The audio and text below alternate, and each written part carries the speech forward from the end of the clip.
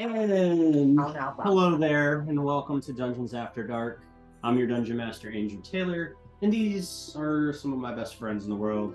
We got Tucker Daigle, we got Mike Baudry, we got Chris Jensen, Christian Evans, and Kyle Evans. And I think we're going to play some Dungeons and Dragons, but before we do, can we please do a rehash? I don't want to do it. So we're going to do my favorite game, and we're going to roll a die and put somebody on the spot. Rollies. Yeah. Natural 20s win the game. 6. 9. I have no idea what happened. Roll a d20. Make Chris explain it. I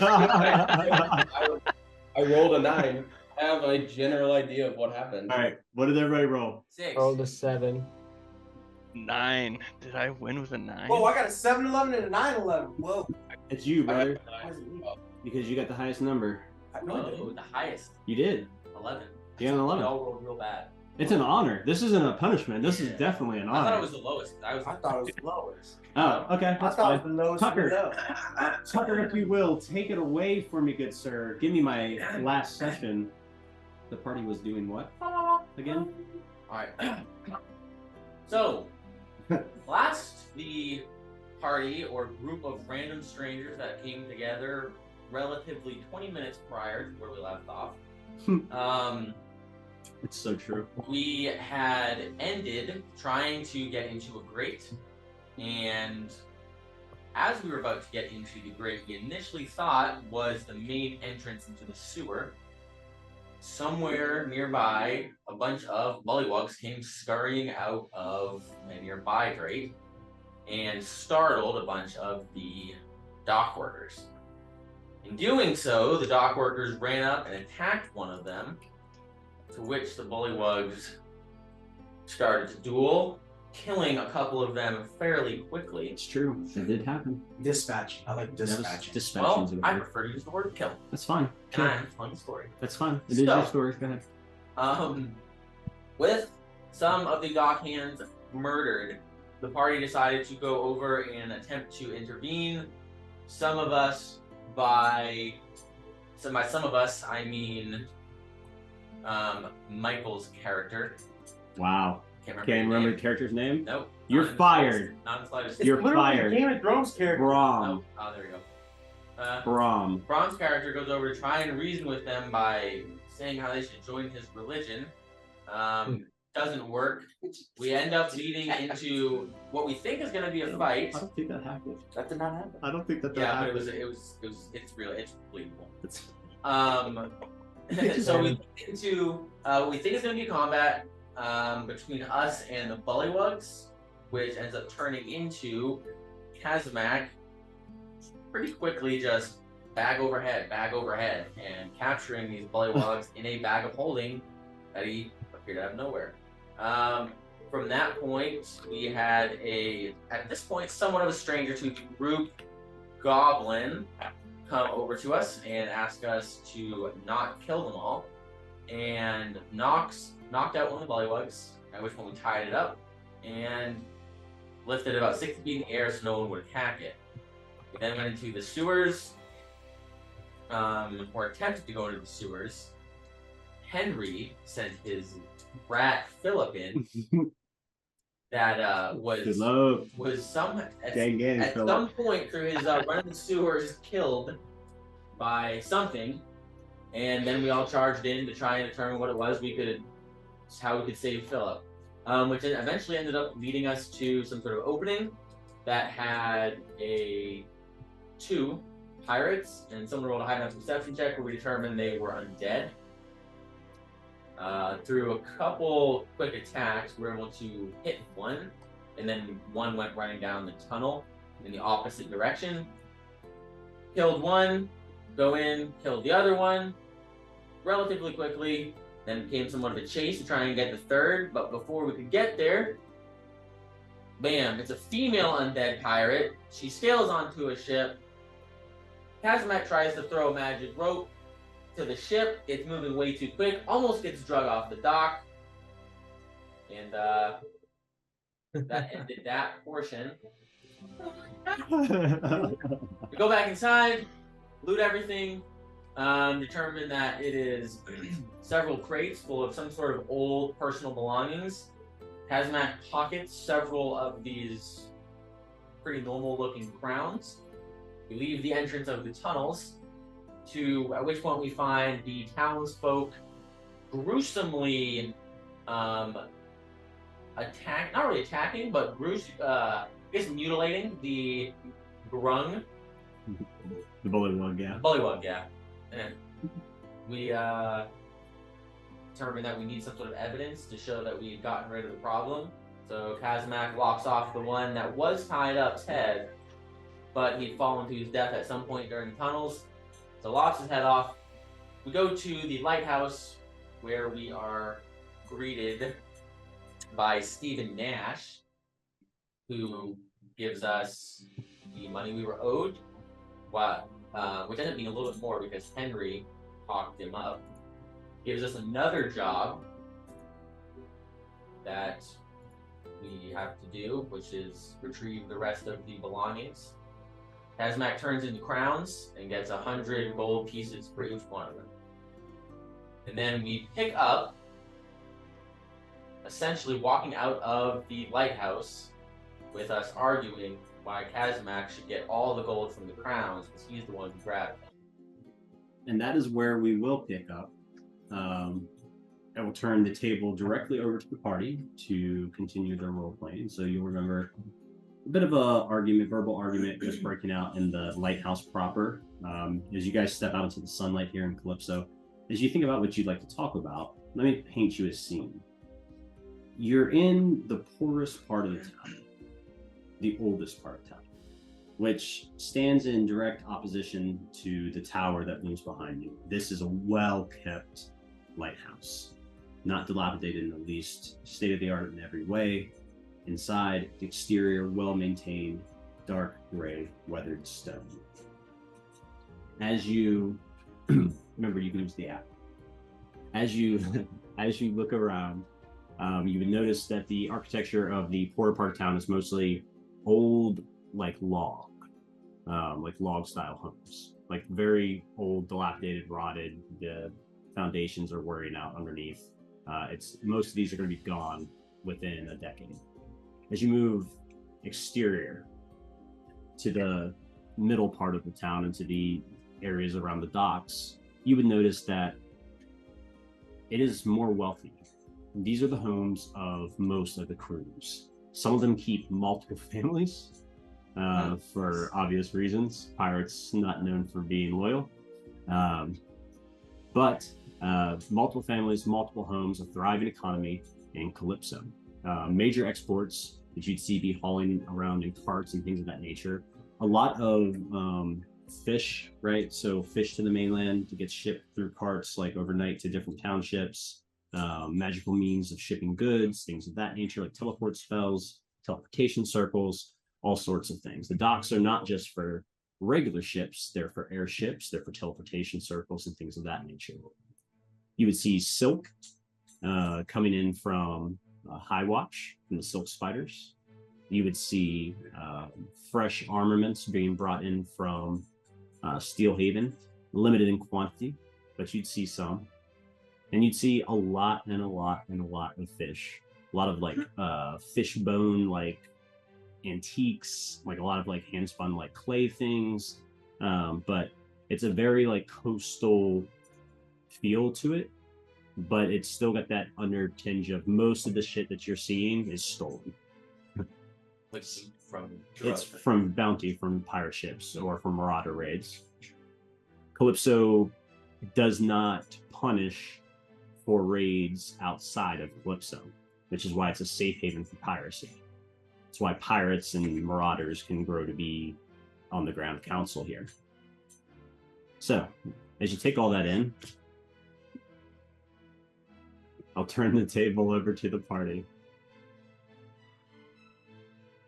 So yeah, I mean, like I said, doesn't really make sense for us to split this gold up when I'm the one who recovered all these. All right, here's what I'm saying. I got all of us 100 extra gold. Okay, All right. you can take my 100 extra gold for yourself and give me the 600 that I brought back. That sounds fair to me. Well, that is. I mean, I Right. guess.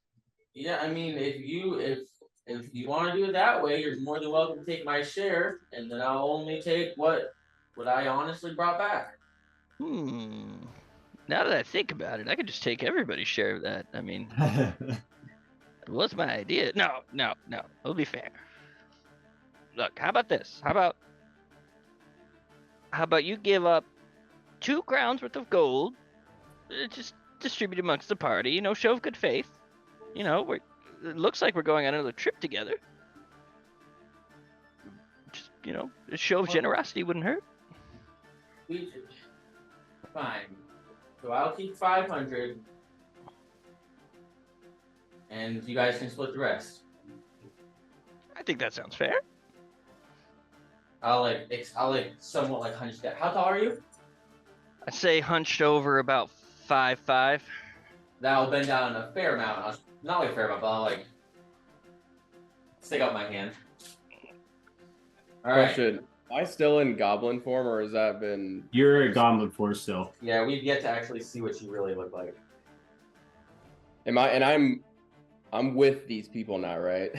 I just want to clarify. Yeah, you're kind of like on the outskirts. You haven't like interacted or role played with them, other than to tell them basically like you're not just killing everything. Yeah. And I've role played enough for you to spend 2 of my 3 key points, Andrew. That wasn't role play, brother. That was knocking bullywugs unconscious. You look dope as fuck. Wait till you watch. That's role playing with fists. You know it. Wait till you watch the episode. It was awesome. It was heroic as fuck. You are so cool. You did a lot of cool shit. All right. Well, that being said, I'm just gonna kind of Fucking nerd. I'll just kind of hide behind Vinsire's tail and just kind of skirt around the pack. Okay. You guys were counting money and exchanging money out in the open, right? I don't think we're exchanging it. We were definitely arguing about it, though. Yeah. I don't think we're that stupid. We know we're in a pirate city. Relatively, yeah. Plainly arguing about it, though. It's nothing bad, but that's nothing fine. bad. You guys get all killed, thrown in jail, and all your gold and magic items. It's nothing bad. Oh, okay. It's fine. So, is it busy around us? Arguing about it. As you guys talk, would you like to walk? And if so, where are we going? Are we going to the Captain's Chest Inn? Are we going to a shop? Are we looking for something specific? Are we looking to spend gold? Are we looking to buy horses? What are we looking to do? I would like. Is there a gem store in this city that I know of? A gem store. Show me the stones. You wouldn't know shit about this city. First off. With my time being there, would I know where a gem store is? Yeah, but your character doesn't want a gem store. Yeah, I know. But there is no, just to save you all the trouble, there is no gem store in Calypso. Okay. What about like an odds and ends or material component store? An odds and ends store, you say? Or components, perhaps? Well, I think I could probably find you an odds and ends store. There's quite a many things to be had in Calypso. Except gems.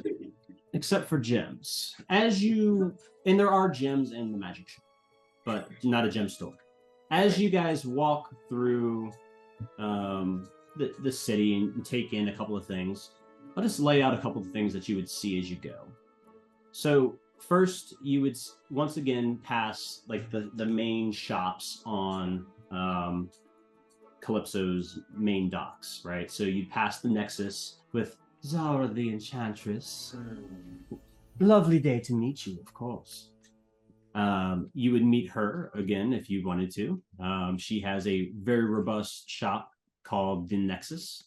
Probably the most robust shop that I have built this season. Next, we have another shop that you've walked past. You haven't gone in. It's called the Ironclad Armory. It's Captain Jax is the owner there. It's a weapons shop.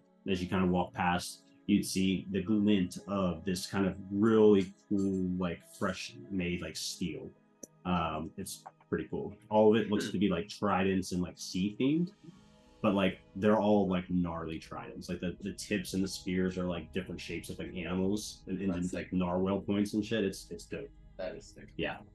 You would once again pass the tattoo shop, which is the Kraken's Ink. You would see that there's a line out the fucking door.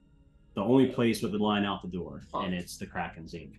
And there's mostly goblins, a lot of humans, but mostly goblins, and a lot of like seafaring creatures, tritons, sea elves, things of that nature. And then outside of that, as you guys kind of like exit the main dock area and kind of wind your way into the city again, actually this would be done in reverse, really. So the first stops that you'd pass are what I'm going to describe next. So you'd pass a new shop that you haven't seen yet called Sugar and Spice. If you'd like to go in, you can explore that. Across the street from Sugar and Spice is another place called the Buccaneers Books. Ooh. Books. Oh, we've heard of that one. I want to go into that. I'm like components store that you fought past. It's just a magic item shop. You could buy magic item shops. you buy your components there. Anybody else have anything they want to do? If he's going into the magic component shop, I'm also going to go into the magic shop. All right, so we'll go into the Nexus then.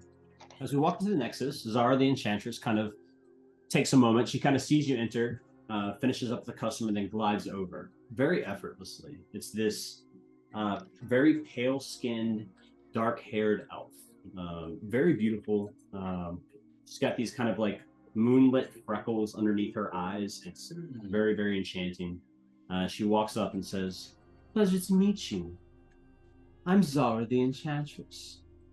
And takes a moment, sees the perplexed looks on your face, and says, "Oh, bother, we've met, haven't we? I'm sorry, dears. So many customers, you see. What can I do for you?" We were actually here earlier today, but I was wanting to see if you had any diamonds on you. I'm sure I could wrangle up a few. What are you looking to buy? I really just need one, probably worth at least 100 gold. Fairly sizable, but not huge. I believe I have that on hand for about 150 gold. Well, I did just... You know what? I'll take it. Okay. She hands you over she walks over to a small like glass lockbox, opens it up, pulls out a diamond, walks back over, and hands it to you. I will hand her 150 gold. All right. 150. 150. All right. As he's conducting his business with her, I'm going to be over by the window, still admiring the piece of magic that is the flower that blooms and dies and blooms and dies. Just like, truly beautiful work. Truly beautiful. Yeah. Zara, excuse me. Do you happen to have pearls? I have a strand lying around somewhere. I'm sure that I could find it if I looked. I only need one, roughly this size, about 100 gold piece worth pearl. Please, if you could just find one, that'd be wonderful. She goes back to that same kind of like glass lockbox, opens it back up, rummages around inside of it, pulls out a strand of pearls, thumbs through a couple, finds one that's the right size, plucks it from the strand, reties the strand, puts it back in the glass box, and seals it. Walks back over. She goes, I could probably let this go for about 125 gold. Absolutely. Thank you so much. You know what, Zara? Here's 130, 5 extra gold for that beautiful beautiful spell you taught me. You're a wonderful person. Hitsune, go ahead. I was gonna say, while all this was going on and they were tied up with Zara, could I just eye up and down Kazamak and just get an idea of like him and like what he's got on him? Yeah. Not doing anything. I'm like literally just like standing behind Vinsire and just literally just like staring. Yeah. Do I notice this strange? I'm assuming that's perception. Yeah, I mean, if you actually want to make a roll, yeah, perception check. If you want me to. It's not very good. It's a 9. I mean, he's very obviously a half giant. He's a Goliath. Goliath's kind of a generalized term of half giant peoples. Very specifically with the kind of reddish brown tint to his skin, the kind of reddish brown tint to the eyes. This is very obviously a fire half giant. And you wouldn't really need to guess at that anyway, due to what this giant wears around its neck as a collar. You recognize it as a tail taken from the Kingdom Kage, maybe your senior mentor, maybe 130 years ago, by a fire giant known as Captain Telhart. That obviously was like apparent from the jump. Is there anything else that's like hanging on his belt or anything? Because he's got a hammer, right? Yeah, he has a hammer strung across his back, but there's nothing outwardly impressive about his arms or armor. No insignia bears across his chest. Where does he keep the bag that I saw him do weird things with? You don't see a bag. Okay. The only thing I will say that I do have that is something I picked up recently is just a silver and gold necklace, but I have it on. Look at that, off some poor bastard.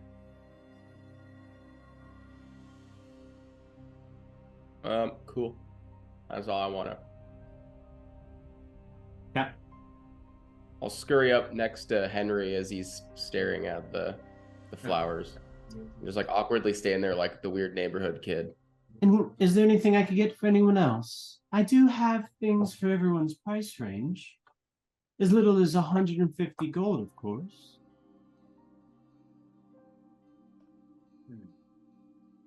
Well, do tell. I have this wonderful fan. She grabs this fan off of a bookshelf, and it's like one of the kind of like the collapsible, expandable fans. She like makes a quick jolt with it, and then she goes, "Hold on tight," and wafts the wind with it, and it like blows you guys back, like skirts you across the floor like 10 feet. She goes, "Lovely, right? Call it the wind fan." She like folds it back in and puts it on the bookshelf. And she runs over to like kind of like skips merrily a little bit over to this like, I would call it a vase. So she skips over this vase and she like, it looks like she stuffed a bunch of like wands in it, and she pulls one of them out and she goes, "Magica Missa," and she slings it, and the wand just shoots off a round of magic missile. And you see another vase full of flowers at the end of the aisle just explode from the magic missile. And that's just 2 of the 3. She goes, "That rope there, it makes climbing easier, I think."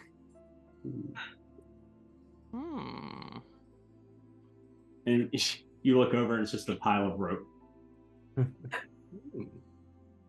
Yeah, this for about 200 gold.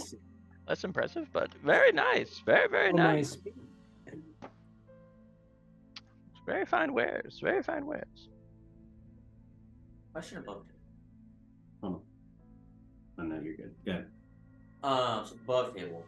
What? 'Cause it doesn't say anything about it. So if I replicate magic items, are they discernible from a normal ass magic item? No. Cool. Just one, yeah. I see what's cooking in his head. All right. Well, go ahead. This is just completely random. Was I present for Philip's death? I don't think any of us were. Nobody was present except for Henry. He was like Okay. through him when he just got. It was a familiar deal. Yeah. You just like felt it, and there was like a tear shed. Yep. Okay. Yep. Spittle flying. He was mad. Spittle. It's a cow. Well, Zara, I'd tell you, if I were 50 years younger, young lady, you're beautiful. But those are some very fine magical wares. Unfortunately, a little out of my price range right now. I don't know about everybody else, but thank you very much. I've gotten all I need. I'll walk my way out of the shop.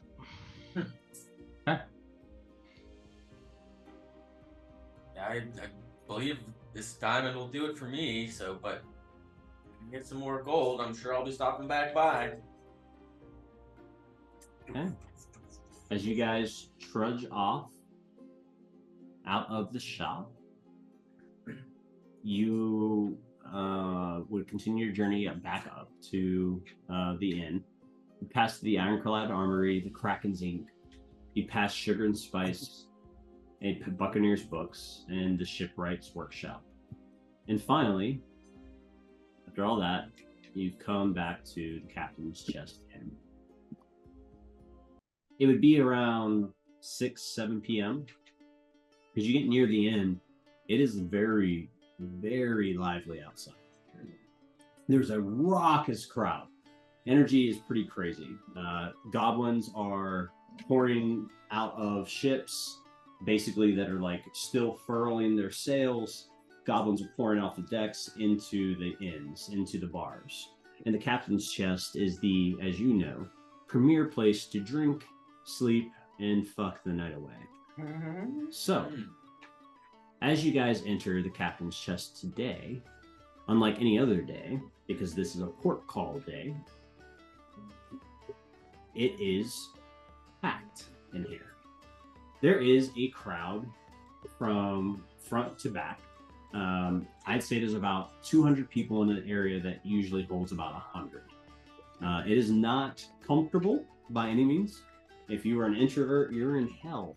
If you're an extrovert, you're also probably a little bit in hell, because it is a lot of fucking smelly pirates in here. You have about 150 goblins of varying different shades of green and sizes.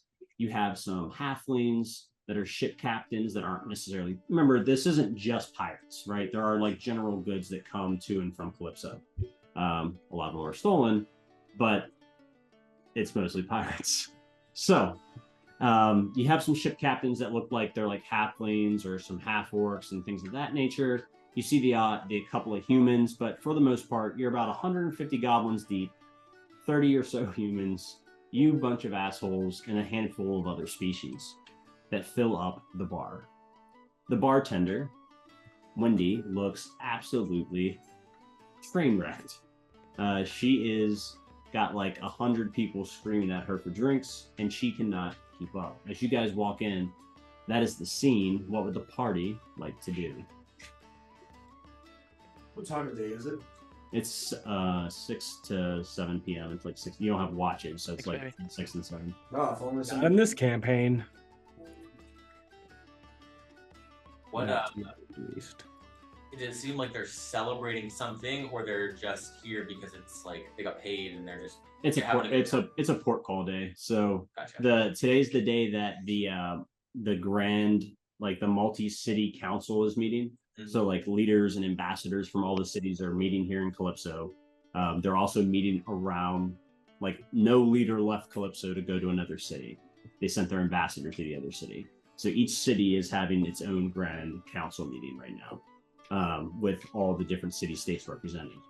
So right now, Calypso did a port call, so all the ships that were usually out at sea are now all home at once. Oh. So it just means that all these ships are home.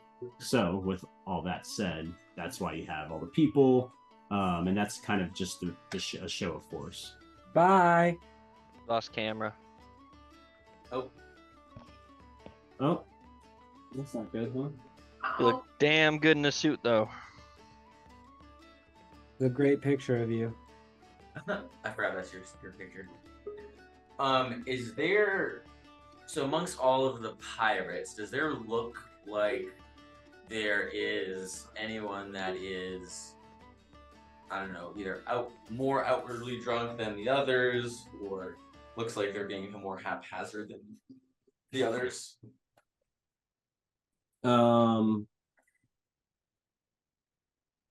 You can make a perception check. It's pretty bare knuckle fucking packed in here. So, Perception. Would we still have our rooms, or would we need to pay for like another night or something? Had we like paid in advance for a time, or? yeah. So you have your rooms till tomorrow. Okay. 16. I mean, not really. There's not anyone that like stands out as being like more drunk than anyone else here. Okay. It's pretty packed. Wendy is the only person that's currently behind the bar. You see a couple of people like serving drinks and things of that nature, but like it's no one's getting served fast enough here to get drunk. Makes sense.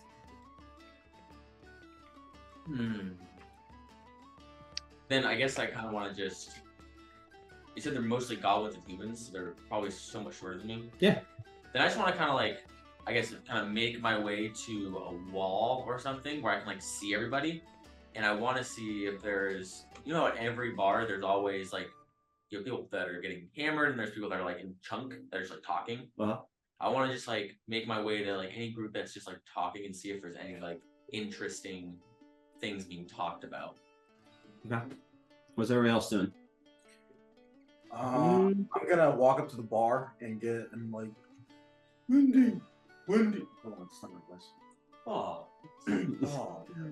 That's not your voice either. I I don't can know. Yeah, he found it. Yeah, that's it. Yeah, I found it. God, this is hard to remember. No, else you got? You got some ones. Saving it for later, for you to lick it off. Ew. Oh, Lettuce? warm lettuce. Oh, Wendy. Oh, Wendy. Yeah, what can I do for you? Al, please. Get in line, Trunks. It's sticking. And I'm like, There's- ha! Like I said when I set the scene, there's about 100 people Well, I mean, all shouting at Wendy for drinks. 100 people all shouting, like standing in the general area, like waving at the bartender for drinks with their coin purse. Yeah. I don't know about basket. How far after I reach over the counter and start pouring wine? You can certainly try. Ain't nothing but a roll thing, baby.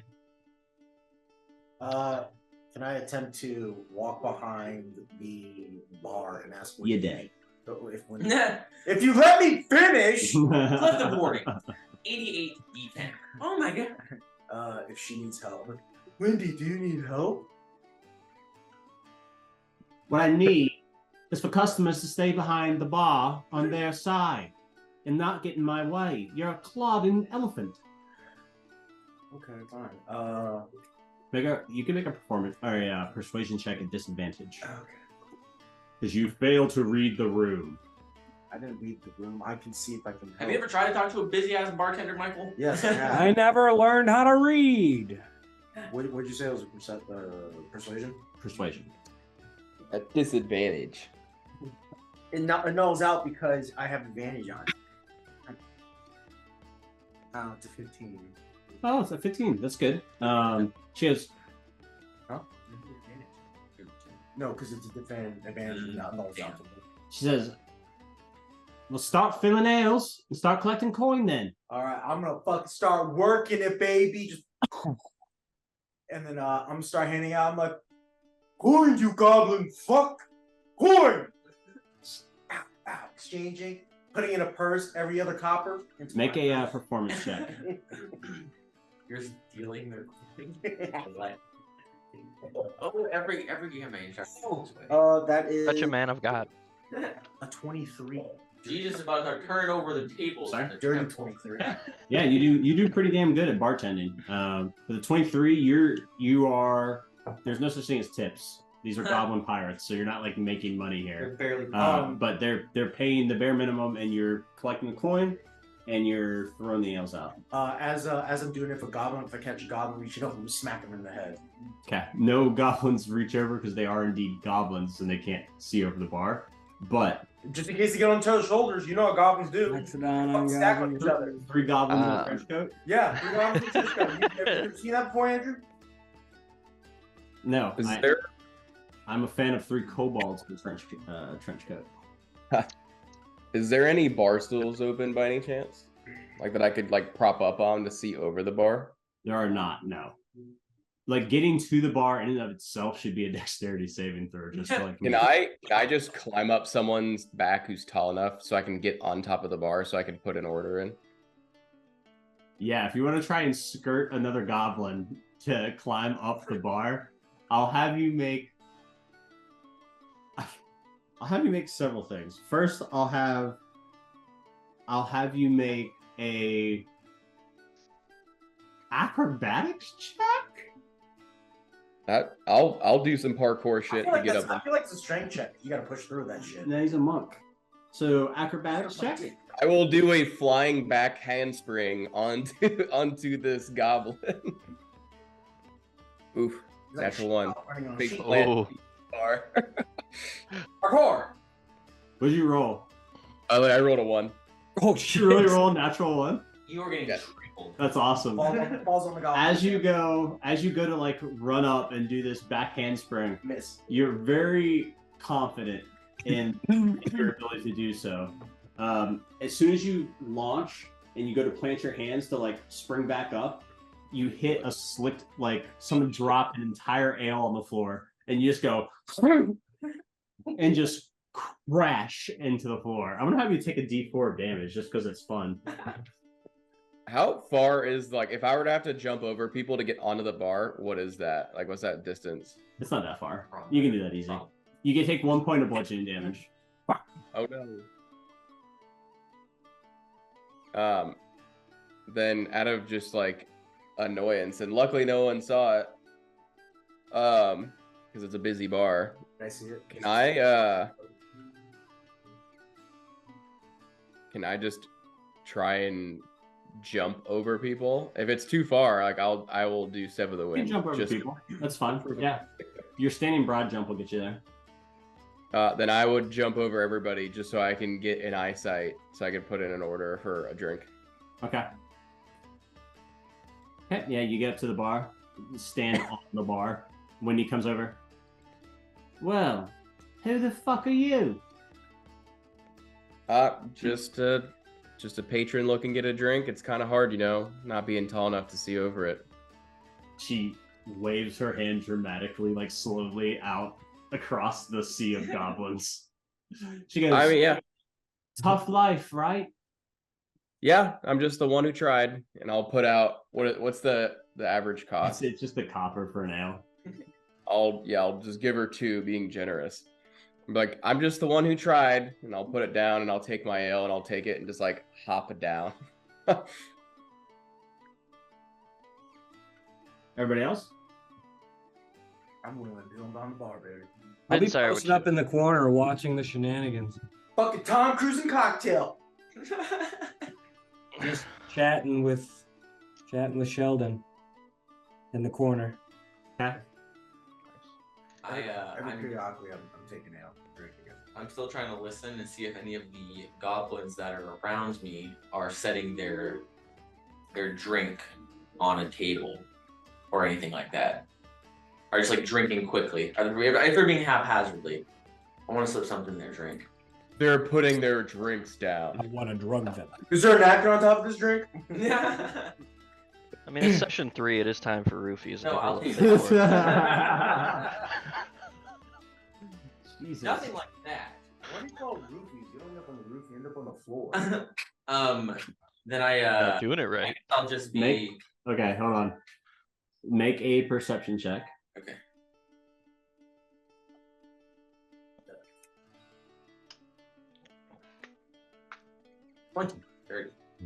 Before you were looking for people in a cluster, now you're looking for people putting their drinks. Well, I'm down. just standing against the wall. With a dirty 20. You see, I mean, there's no one like really, everybody's clustered, so there's really nobody clustered. But with a dirty 20, you are able to see that there is a number of goblins who like are sitting around tables who aren't paying attention to their drinks. I mean, that's, yeah, pretty common. I'm just gonna reach into my pocket. Mm-hmm. Or not even pocket, I'm just gonna like drop my hand down and then it'll come up with an alchemy jug. Okay. And I'm just gonna like sit there like I'm drinking. I'm just gonna set it on a table that's kind of close to me, but far enough away that it's as if it's not my drink and it might be someone else's, in hopes that someone else grabs it. It just looks like a ceramic mug. Okay. And I'm just gonna continue listening to see if anyone's talking about anything crazy. No, I mean, everyone's just so the general vibe in here is everyone just got off the ships. They've been out to sea for weeks, days, months, some of them. So happy to be on land again, happy to be emptying the hulls of their ships and collecting payouts from those goods that are either transported legally or illegally and are now doing what they do, drinking before they go home to their various families and enjoying life for a time before they go back out to sea. So they're kind of just like talking about general bullshit. Oh, you remember that time last week when Jimmy fell off the ship? Wasn't that fucking hilarious? And other bullshit like that. But mostly like, what are you gonna do when you get home? I don't know. When I left, my wife was fat and ugly.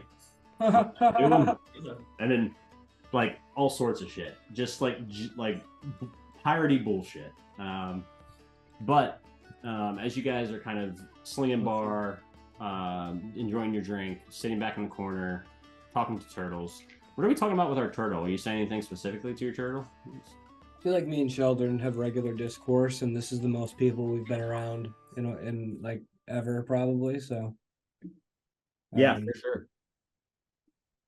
We're just kind of the introverts in like a party, just like in like just we're talking about anything that isn't the fact that we're so awkward right now. You found the dog at the party. Yeah. The turtle. I found the turtle at the party. So, yeah. So as you guys are kind of like sitting around and everything, go ahead and make a perception check, just generally speaking. Everybody. Henry would be going around casting prestidigitation too, trying to get rid of the smell and the filth around everybody. 23. Is Nat there 20. anywhere where I could get up higher that I'm not 3 feet off the ground in a like an ass farm? Like, can I just get up on the wall or something and like prop up on like a mantle or something like that? Most everyone here is your height, just to be clear. I mean, almost everyone here is a goblin. It's like 3 to 1, 4 to 1 odds. So it would be like significantly easier to track Kazamak in this bar. Yeah, I mean, all like these people, all the people that you came here with, they all stand out in various ways. Henry is pretty much the oldest person in this establishment and is a hunched crone and fans out. He's like the middle distance of everyone.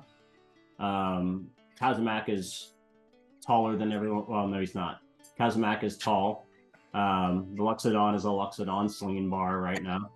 Vinsire is a tiefling, and he's the only tiefling that you've seen in the entire town the entire time you've been here. And that is what you see.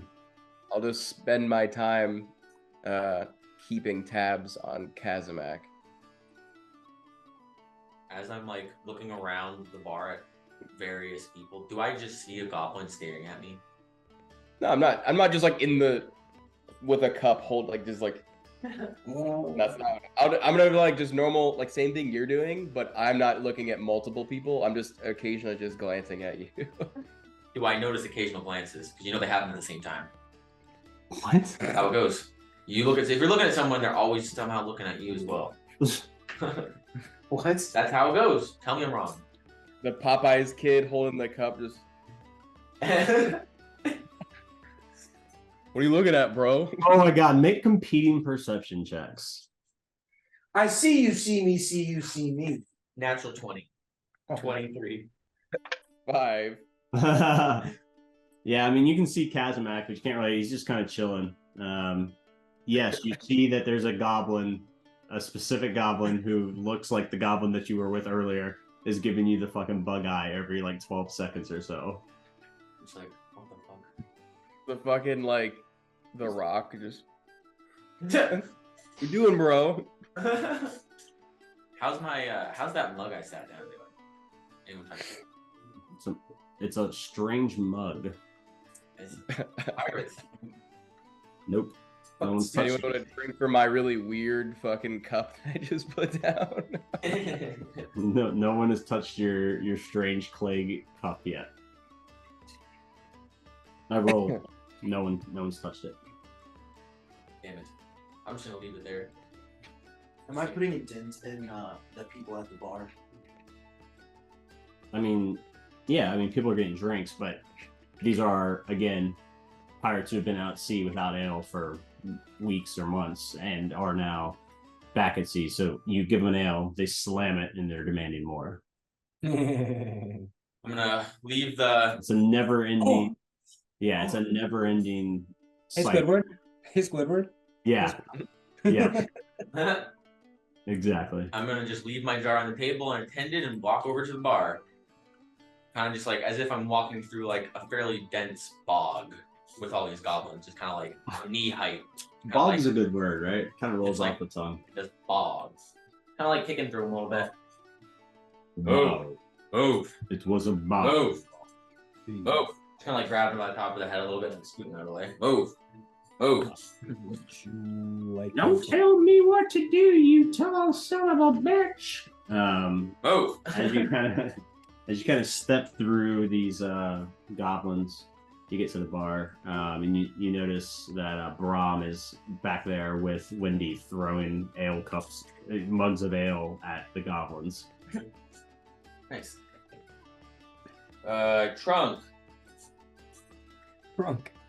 It's not, I mean, a little bit, but not entirely. But yeah, it's the old wood tap ones. Just like.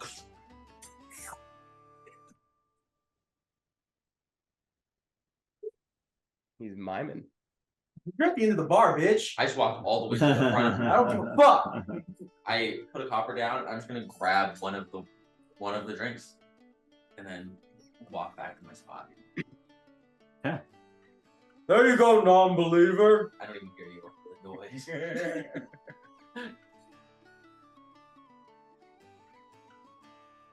So as I walk back to my spot, As you do. What's up, Henry? I don't know. I hit a nat 20 on that perception check we were rolling earlier, and I'm curious on what that was. I was asked to do something and I did it well. Yeah. Give me validation. Validate me. Give me my cookies. I'm gonna validate you right now, Daddy. So, as Brahm is tending bar, you notice that Wendy kind of like disappears for a second at the end of the bar, and she's talking to what looks like someone she knows. He looks important, wearing like kind of like city like administrator kind of like quality robes and things of that nature. Like looks like he works for the city. And he looks kind of like depressed. You see when you like pour him a shot of like this, looks like vodka almost, like double shot of vodka. You see him like takes it to the fucking head, slams it. She like pats him on the shoulder and he like walks out.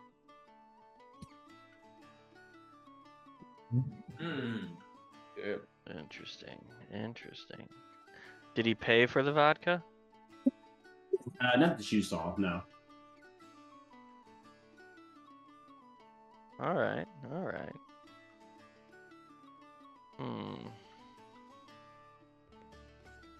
Is it worth it for a free shot of vodka?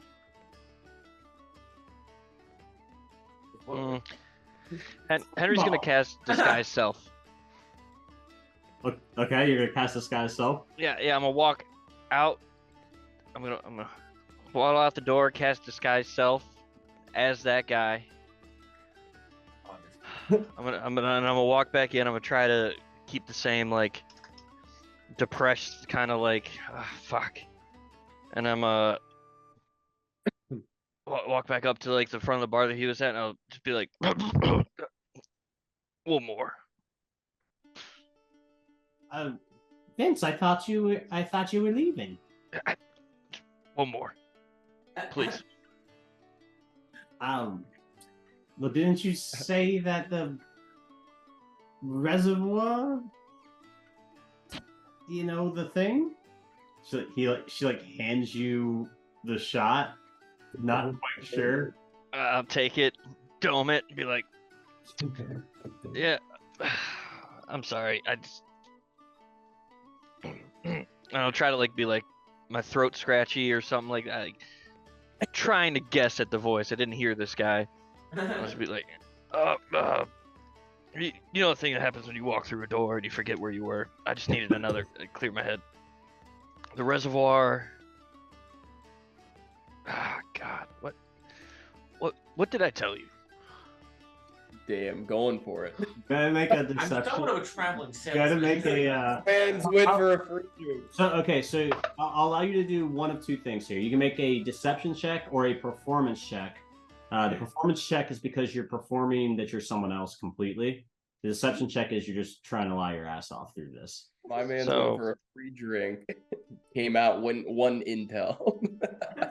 So next week I'm going to get a dice cam. Natural 20. Yeah. Nice. Hell yeah, brother. Nice. And then 20. Let's go. It's We like fine, nat my 20s. It's dirty. I almost feel bad about it. I don't like it. We like nat 20s here. We do, but you know. So is that a performance or a deception check? Call it a performance. Yeah, it's more fun. Right? Yeah. It's more fun. Yeah, Yeah. yeah. So, performance check. Point of inspiration for you for the nat 20. Performance check is, of course, beautiful. You pull off a really convincing fucking city administrator here, brother. You sound sick. You're able to like pull that off. But you like thing where like, oh, I gotta get off the phone. I got a cough. That's a real cough. I got off D&D, got cough. Yeah. Gotta go, guys. You let me know when you want a cough sound effect. I'll get you. Yeah, right. Jesus. Kyle's been dying. Poor guy. Yes. Poor guy. So, yeah, nat 20. She believes that you are indeed her friend, and that you are indeed this city administrator. And she goes, well, you just told me that the reservoir was running out of water. Oh, yeah, I'm sorry. Yeah, there's another thing happening at the reservoir. I didn't know which one there's a lot going on. That's one more drink. I am gonna make you make a new roll for this one. So go ahead and make another roll. It's gonna be performance or deception. We'll stick with the performance. It's a 17 on the die, which gives us a 21. You have a pretty good performance modifier for a wizard. That's pretty good. 21. You're a wizard, Harry. Yeah, so 21 will definitely do it, my guy. So 21, again, flawless execution. You're able to pull through. She believes that it is indeed her friend. She pours you another shot. She goes, oh, hold on. It's Pops. Hey, Pops. Yeah. We were just calling you earlier. Yeah, because we were making like the spiked apple cider. I really hope someone drinks out of Yeah, mine. and we were talking about you, and we wanted to call and tell you happy Isaac OP Day. That's today. That's what I said. Like, why are you working? It's your day. How are you gonna have a day for the state of Hawaii and not, take advantage? Man, this is a whole ass holiday. Cool. It's an important guy. I And know. here I am, pretending to be a fox, pretending to be a goblin. Dirty bar. The dude pretended to be another dude disguised as another dude. Yeah. Well, call Koo because she wanted to tell you happy you day.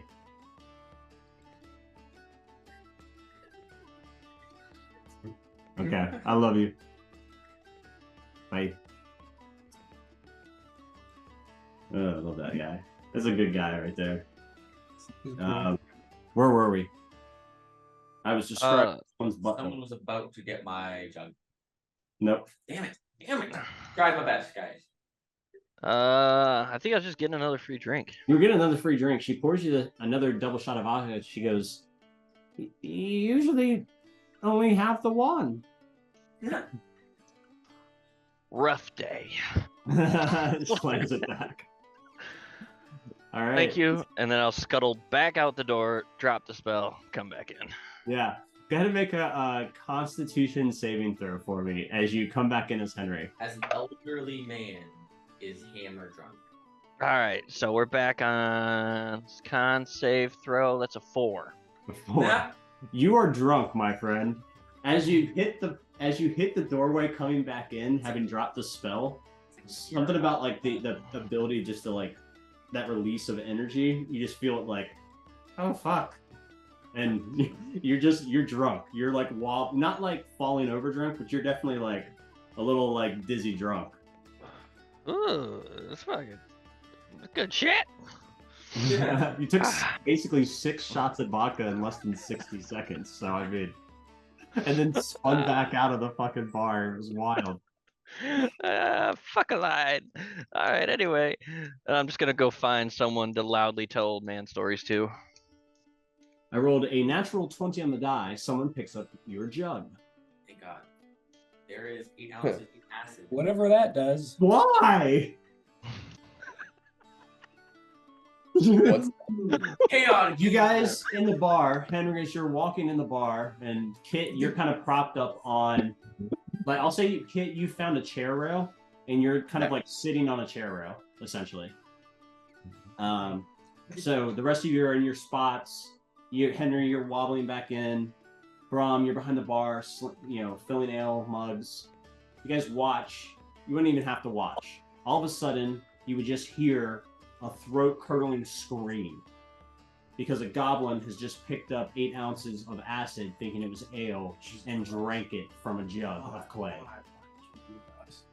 You guys watch as the goblin claws at her throat trying to get through the acid.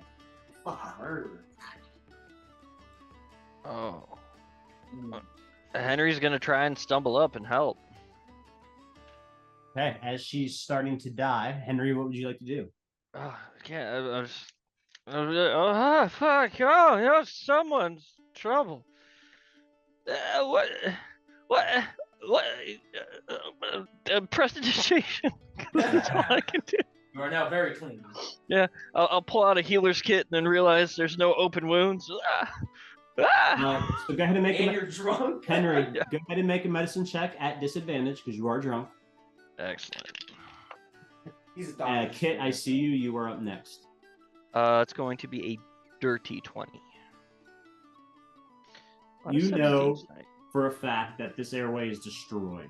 You can tell that there's acid somehow in this goblin's throat, and that you need to create an airway really far down, almost right above the sternum.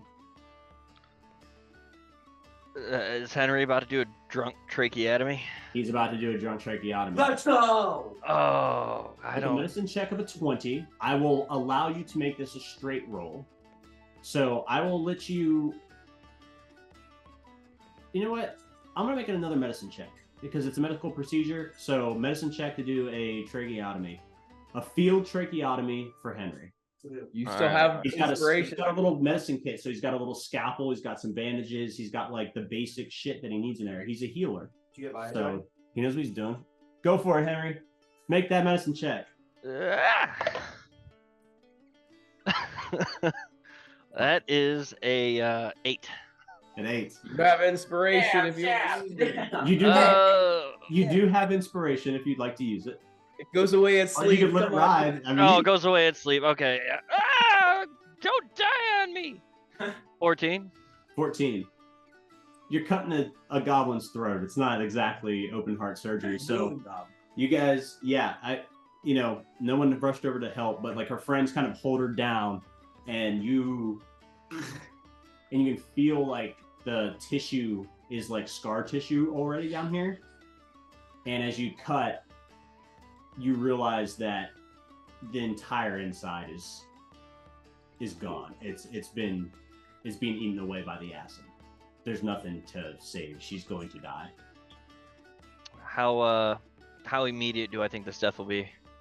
You feel she's like starting to calm now, like she's gone into shock, and you can feel like her pulse slowing. All right. I'll be like, oh, look up at her friends. There's nothing I can do. I've tried, but she's not long for the world. Might just out of mercy want to slit her throat. Goblin reaches over from his belt, grabs a knife, slits her throat. Shame. Closes her eyes, puts a copper eye piece on one eye, copper piece on the other eye. The back of the coins are marked with the mark of Umberly, goddess of the sea. Mm-hmm. He then takes a coin purse, walks to the bar, and tosses it over for a bottle of whiskey. Oh, well, I mean, yes. Can I have a drink of that? Sorry. Go ahead. Throughout all that commotion, Yep. 2 things. Good. What was the general vibe of the bar? And 2, what was Kazamak doing during all of that? Because it was like near his vicinity. I'll answer the first, and then he'll answer the second. So the first is everybody, when they realized, it took a while for the sound of the screaming to kind of like percolate through the entirety of the crowd, but when it did, crowd's paying attention to this scene on the ground, trying to like shove and push their way forward, trying to see what's happening. Shock in the front, a lot of fucking confusion on a lot of people's faces. Kazamak. It would have all, as soon as it all kind of like, I would say almost as soon as she grabbed the mug, I would just kind of like, just once again, having finished my drink, walked over towards the bar as it starts to clear out, and go back up and sit at the bar and wait for another drink.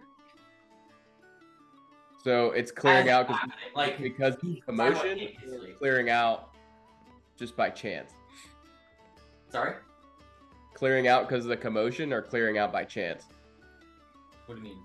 Oh, Like, are you taking advantage of people being distracted and like going over to it to go to the bar? Oh, for sure. Okay. I mean, it would just, I just started moving away from the commotion. That's what you would have seen.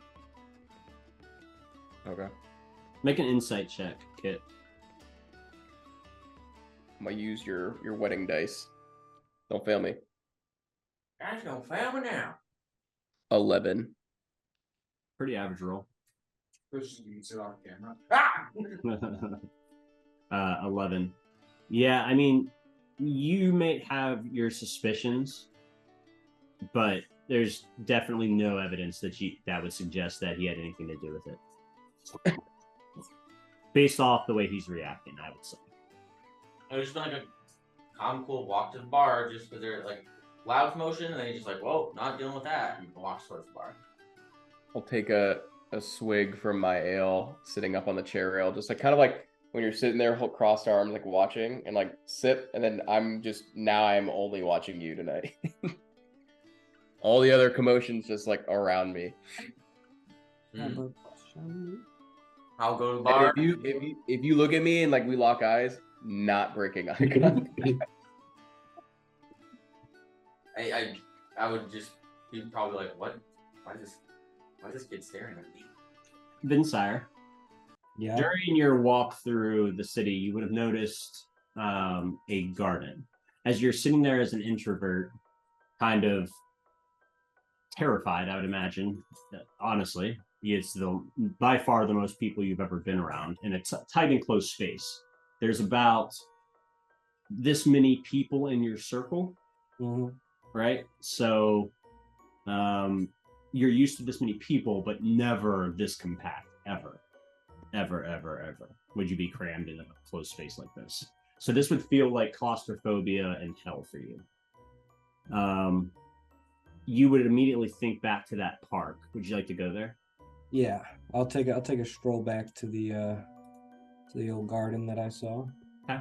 Yeah, it's not far. It's very not far at all. So as you make your way, probably about 5-10 minutes, if you go slow, 10 minutes, taking your time, you make your way back to the park.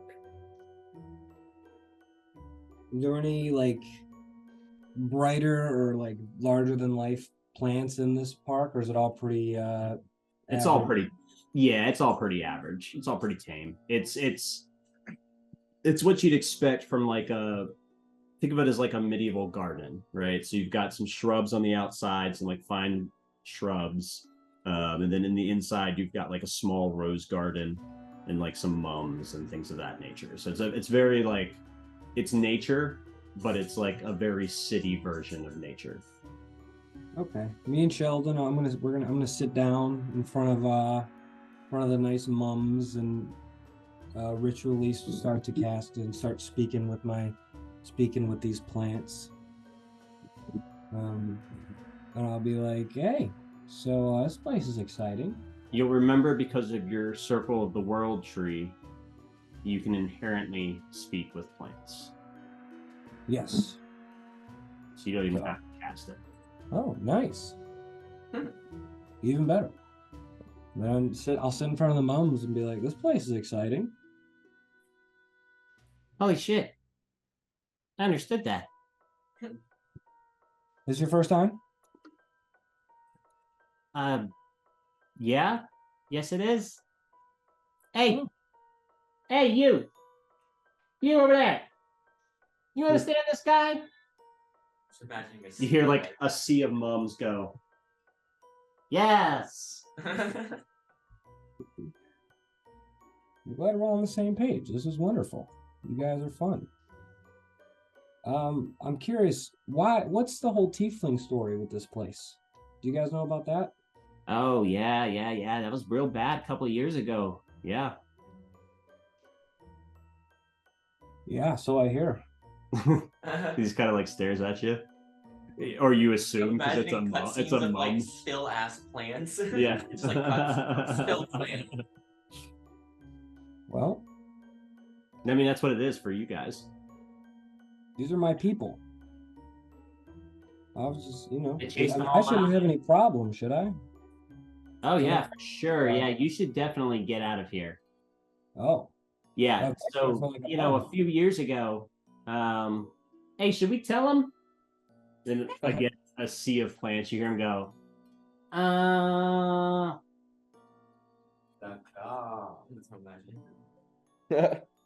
yeah. It is our savior. We are one. Yeah. I guess. I mean, a few years ago, maybe I wasn't around, but 10 or so, there was a bunch of ewes, and they chased ewes out. Did something happen that you know of, or just one night you guys heard a rumbling and then? The big boot man. Big boot man doesn't like ewes. Huh. The big boot man? Yeah, the man with the big boots. How big are these boots? Big. Everybody follows him behind him. Interesting. Okay, you don't have a name, just big boots? They call him Random Roll. Random roll. Well, I don't. That's speak thanks you for the heads very up, well. guys. While I'm here, do you guys are you guys doing okay? Are you guys like you're healthy? Nothing's getting in your guts here. You guys are all good. Yeah, I can't complain. We got some mealworms, but they don't eat much. Fertilize them. You hear one agitated mom in the back. Speak for your fucking self. I lost half my roots. I've got root rot.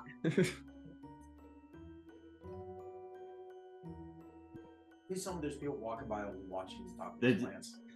No. What? He's in no. I mean, it's nighttime. He's sitting quietly and peacefully in a garden. There's no one like paying attention. Yeah.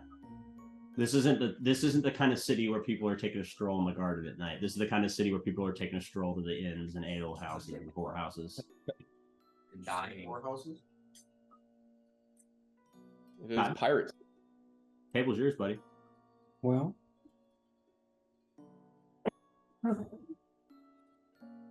well, I should leave. I met some friends that aren't very friendly. And I don't want to go back yet because someone just died. That was horrifying. Does that happen a lot here too? People just die? Oh yeah, half our fertilizers from dead folk. Well, There's a lot of you guys use are good in here. here. Ha ha ha ha! They'd all laugh. Good eating. Good eating. Well, as long as you guys are good. And do you have any tricks? Is there any cool places that you guys know about that I could go to? In the city, just outside the city? I mean, kinda. Sometimes we hear things, through the roots. But that's not for yous. That's for us. For a fee. Very well. Are That's you fine. trying to use your feet? Like your class feet? No, not with these chumps. Okay. Not right now. On me for dying here. I was just curious if they knew of any like big pastures or like. Oh, Very- you got to be specific. You just got to ask what you're looking for. Well, do you guys know of any areas like just outside the city that are a little extra green, a little bit more roughage, a little bit more foliage than just trees and swamp? Oh, you mean paradise? That's what you call it. Good grass. That's what it's called. Where the grass is good. I think I heard of that. That's just kind of northeast of here a little bit.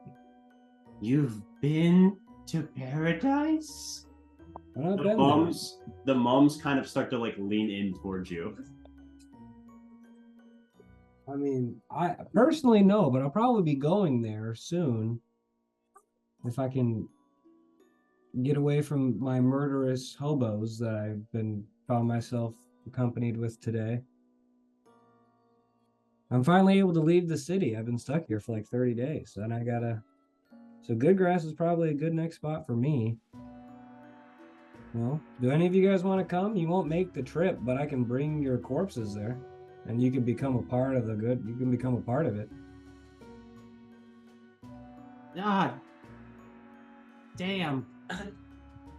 When faced with absolute certainty that paradise is real and given the option to ascend, does one take it? Does one have the ability to reach out and touch perfection? You hear one guy in the back go, Take me. "Please God, take me."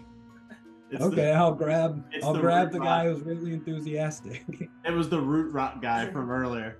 He knows he's gonna die anyway. I want this whole campaign centered around you bringing them on their voyage to the homeland. If you don't propagate these clippings in good grass, you're not a good druid. Well, I'm gonna pluck the dying mum and I'm gonna like shove it into my beard with a bunch of other there's a bunch of other twigs. He kind of like the mum kind of like coughs a little pollen. Thanks for this. Yeah, anytime. And he dies. And he goes, "Thanks for this," and he goes inside your shirt, just like gently. I love the way he described his beard. He's like, yeah, a bunch of other dead things and twigs. It's just like you're just collecting souls. like twist. There's a bunch of twisted vines, like clippings.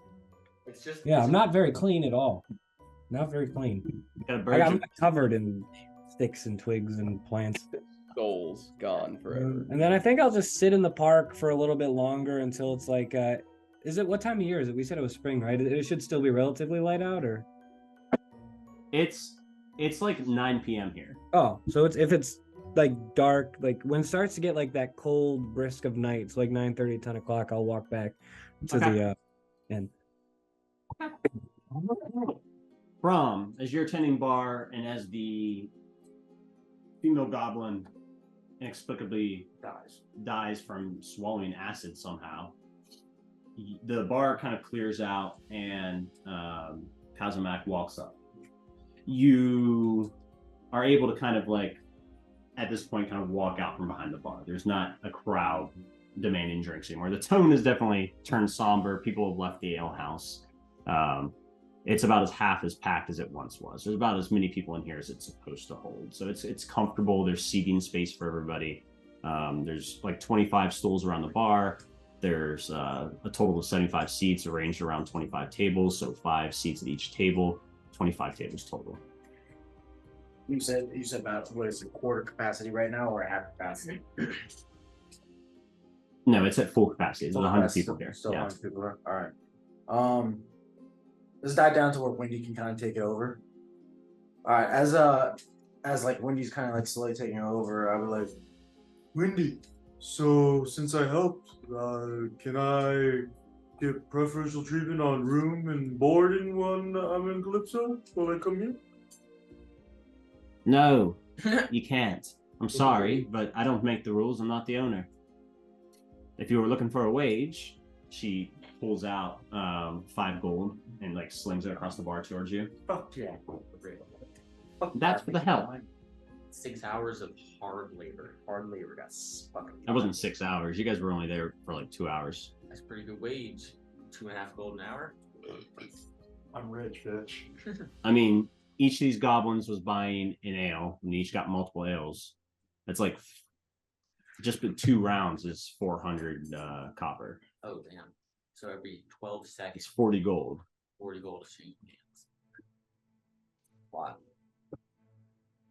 Who is the owner? Fucking Wendy. I don't see how that's your business, Trunks. Why does everyone call me Trunks? Just I don't know, but it's cool. Wrong, is my name. just gonna chuckle because I'm in here, shot. And she points to the trunk. She goes, "Not many people have those, love." I understand that, but isn't that kind of racist? Only slightly, I think. And she chuckles to herself. Only slightly. And she goes back to tending bar. You can attack her. Verbally. You can kill her. Verbally. You don't have to kill her. You can attack her verbally. What does she look like? I wrote this down. Give me a second. You can throw hands. Yeah, you can hit her with your trunk. I'm just gonna Give her a trunk slap. as she walks away. I'm just as before I leave the bar. I'm just gonna take 2 bottles of whiskey, or high end of booze. Okay. Next slight handshake. 500 gold, right in your pocket. Felony charge. Felony charge. Isn't stealing in Calypso like highly bad? Because it's pirate code. Oh, nat 20, big for 24. Oh. You're lucky. Okay. You were able to snag those 2 bottles of whiskey from the top shelf. Easy enough. I'm just gonna put it in my pack. 2 bottles of whiskey for the road. And then I'm going to proceed to walk outside. Okay. With my time being in Calypso, standing on the corner, preaching, would I ever come across a horse stable? Yeah, there's horse stables here. All right. There's several. There's not one that's like named here. Mhm. Trying to get lucky, big guy? On my tracker, but there are actual, like, there's a dozen stables throughout the city. Okay. You can find a stable easily enough. Is this being this late at night? Is anybody at the stable? I'll be determining. I mean, you have to go look. I'd like to head to the stable. Okay. So as you make your way to the stable, anybody else have anything they would like to do?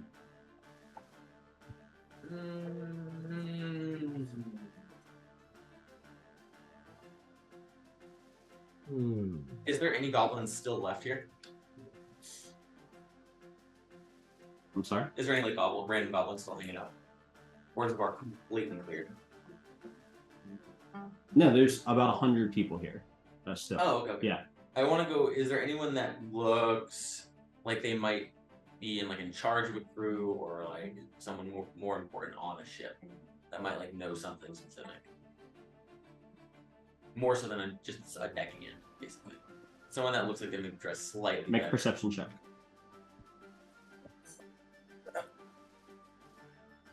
One, so forth. No. Okay. A Everyone one. looks the exact same. One, so a one. Yeah. No, you do not see anything. You actually have a small spider falls into your eye. Yeah. You hate spiders, and it bites you kind of like right here in the corner of your eye. Yeah, you got bit by a little spider in your eye. Out of that one, trying to look for something you should be looking for. What should I be looking for? I don't know. You rolled that one. That's what happened. You got bit by a little spider in the eye. I'm just gonna go, and then I'm just gonna I just walk over to a random patron that seems to be just there drinking. So you guys came back into port today, huh? Kind of he looks up at you. So Yes. So what of it? heard anything of something called a celestial orb? Seems like a lot of people are looking for it. He clears his eyes. Does the drunk thing, like the meme kid, Yes. That one. Yeah, that guy. The white dude. Clears his eyes. As he opens his eyes, he goes, "No, I haven't. What's it like?" I wish I knew. People are talking about it. It's apparently incredibly rare and super valuable. Well, must ask around then, shouldn't I? Hey, you seen a celestial orb or some shit? And a bunch of there's 6 goblins and a human, grungy looking ass human, kind of sitting there, very clearly still got sea salt all over their shit. And he's like, "No, can't say I ain't seen a celestial orb. I don't know, something that Seen some orbs though, but those was down at the madam's shop." Huh? I'll chuckle with them because it's actually pretty good. Yeah. It was... Well, if you come across anything about it, I'd be willing to pay for the information, but thanks anyways. The madam's orbs. Oh, I can pay for those anytime. Something about some sort of, I don't know, something rare, celestial orb. I assume it glows or something. I don't know. He loses interest and turns. I just walk away. I'm gonna go to the bar and be like, we only had room for last night, right? Not even this. Tonight is your last night. Okay. Then I'll just go over to who of the party is still in this area. Okay. I'm probably on my way back, Okay. if not there already. Just the singular goblin sitting on a chair rail, staring dead straight at you. Just Every chance I get, then when I look back, I'm just gonna do kind of I don't know, it's like a maniacal grin. Every time I see you stare at me, I was and then just look away. it is still just dead faced. She's just trailing you. Oh, at this point, yeah. Whatever, just fucking empty goblin face looks like, just that. I also go back and rinse down with the rest of the people that I have met recently, and so tomorrow we go grab the rest of that shit from the caves, I guess, right? Yeah, that's a good idea. Well, I mean, They're willing to pay for it. yeah, I mean, 100 gold a crown is pretty good for as easy as it was. I mean, there's a chance it might not even be there anymore. It could have come back and snagged it all, but if it is still there, easy money. I do hate the idea of going back into a sewer, though. Yeah, can't you do that thing where you like, oh, I saw you like snapping your hands and clean it, and you're getting clean or something like that. Yeah, yeah. Yep.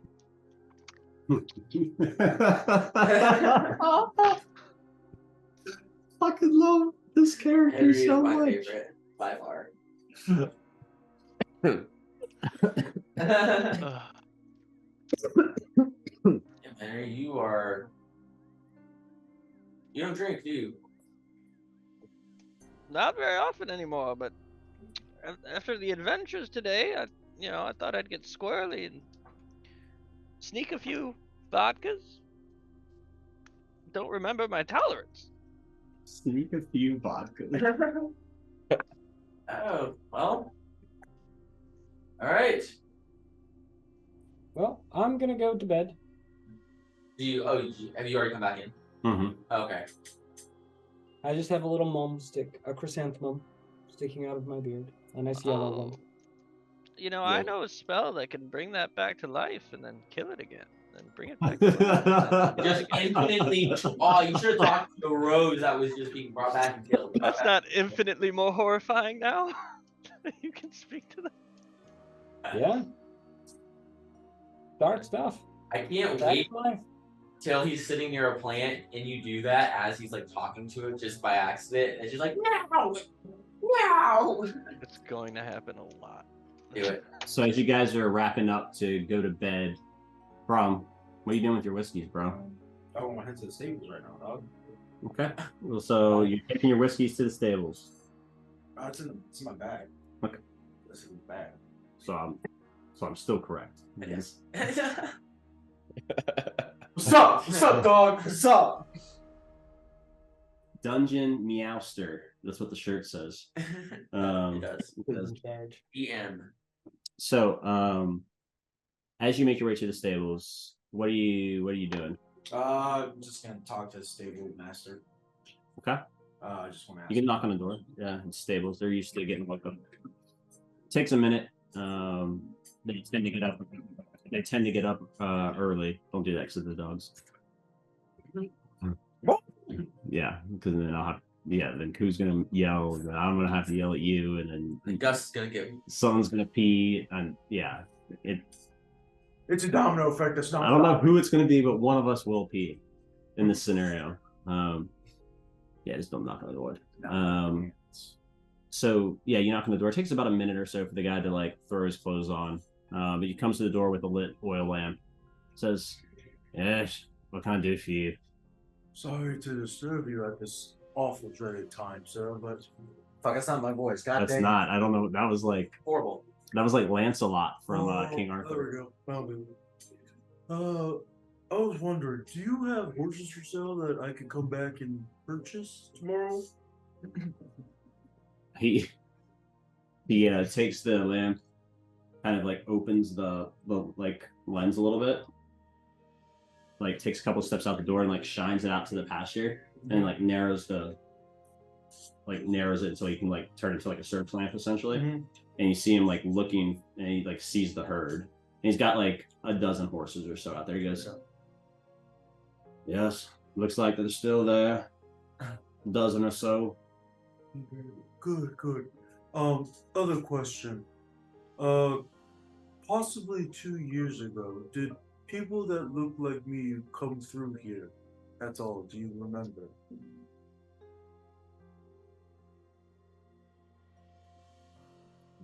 Guess we're leaving.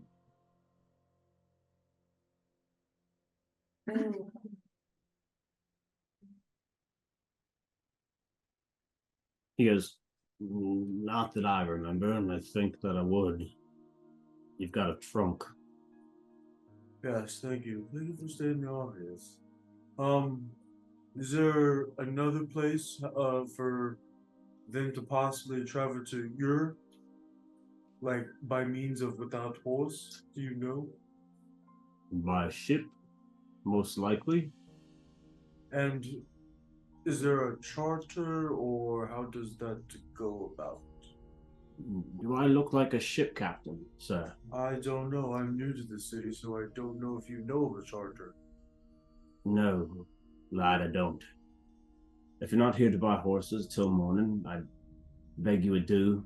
I have to get up early in the hour. I apologize. Thank you. And he kind of gruffly walks back into his house, shuts the door not so gently, not a slam, but not a gentle close either. Like an irritated shut. Yeah, for sure. Definitely a pause on the other side and a deep breath before climbing back into bed. And as you make your way back to the inn, and as you guys start to wind down and make your way, I know Vince Sire said you're already going to bed, so you are thing in my room though. Okay, you can do a thing in your room. Okay, I'm gonna take the mum that I got. I'm gonna really check out the root rock guy. I'm just gonna check him out. I'm gonna take some notes. I'm gonna document his whole shtick. See what's going on. I mean, I'm not probably gonna come up with anything, but I'm just gonna keep my notes current. You know what I mean? This is start. And yeah, then make a do whatever you want me to do. Doing an autopsy.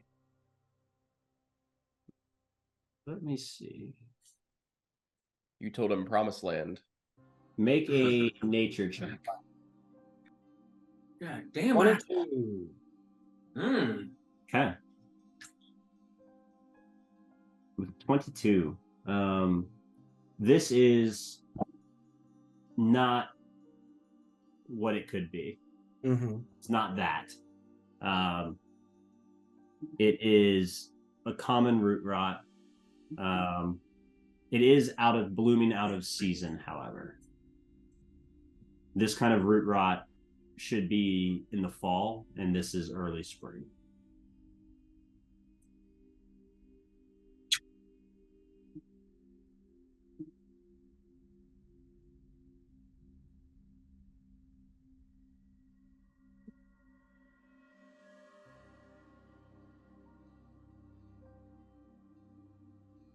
Interesting. Take it away from him before I break.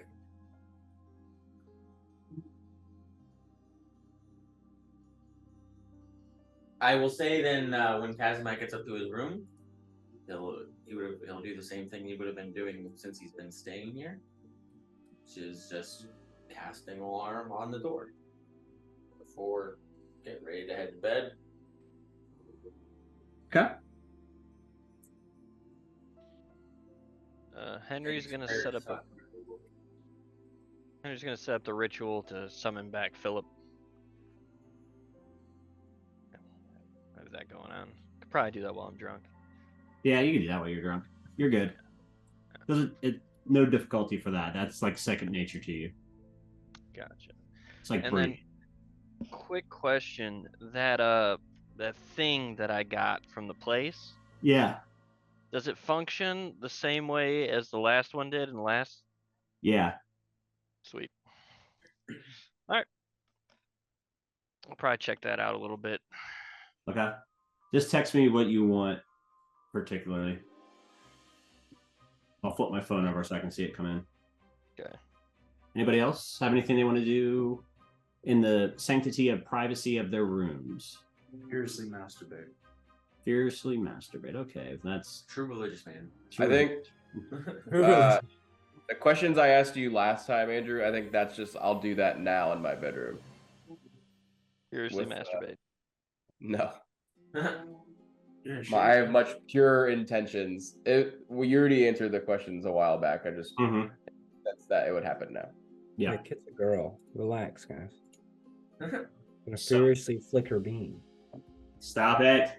Leave my character alone. I will not have my character be sexualized. I refuse to let this happen again. It is natural and healthy. It is, but we're not going to sexualize someone else's character. We're not doing it. I refuse Guys, to have this happen. I know we've never had someone play a female in this group before. Yes, we So have. calm down. As I give full consent to sexualize Henry as much as you want. Oh yeah, baby. Oh, don't worry. I got a plot line of love for you coming up. I changed your backstory as soon as I heard that voice. I was like, ooh la la, baby. Let me get a great piece of that daddy cake. Amazing. Piece of that. So, as you guys tuck in for your long rest, a couple of things. One, you, Brahm, are interrupted in the night by the vision of Id. It's not an uncommon thing for the Id to visit its flock. It is not the first time that it has visited you in your dreams, but it is not known. It's not known very often to be a good thing when it visits you. Mm-hmm.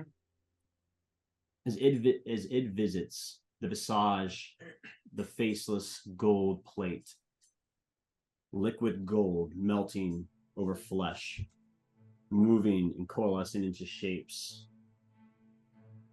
It leans over you gigantic, mouthing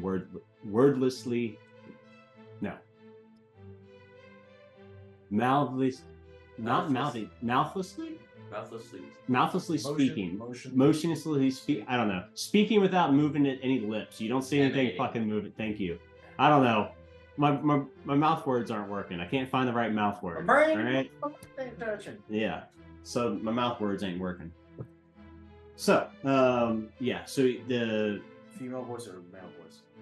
It is the mask obscures everything. The mask obscures who they were, who they are, who they might be. Their voice is sexless. We are the Id. And am I kind of like, is it just in my mind, or like am I picturing like I'm standing in front of it? You're sleeping.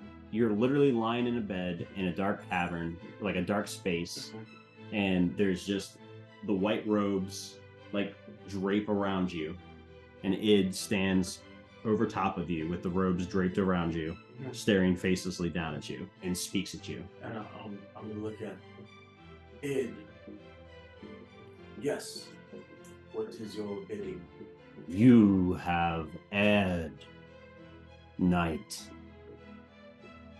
You have erred. You stole. You know better and were raised better. You have no spell slots tomorrow. Oh! Damn. You will be punished for your crimes. Follow the path of Id, knight, for it shines to divinity. And just like that, the dream ends. That's like the worst punishment we've ever had. That's rough.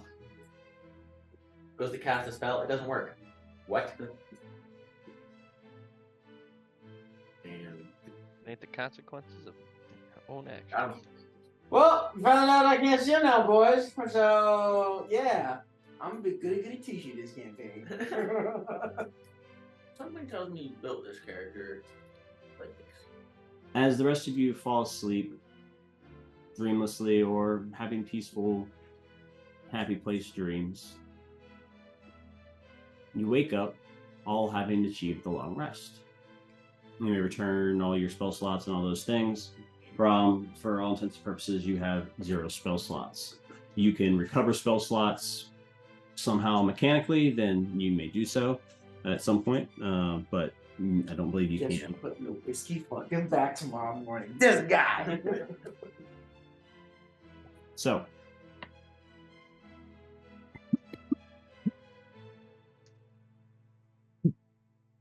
getting the last of it up, I hope. Fingers crossed. Yeah. Mm-hmm. So, as you guys wake up from your long rest and start making your ways downstairs, you are greeted by a not unpleasant breakfast. It's just oatmeal. There's nothing wrong with it. It's oatmeal. It's got cinnamon in it. It's got some oats in it. It's pretty delicious for medieval fare. You'd be like paying like 5 gold for this shit some places. So yeah, you got some like really good oats. They got some like dry. There's like fresh fruit that have been set out. There's not a lot of it left, but it's like oranges, apples.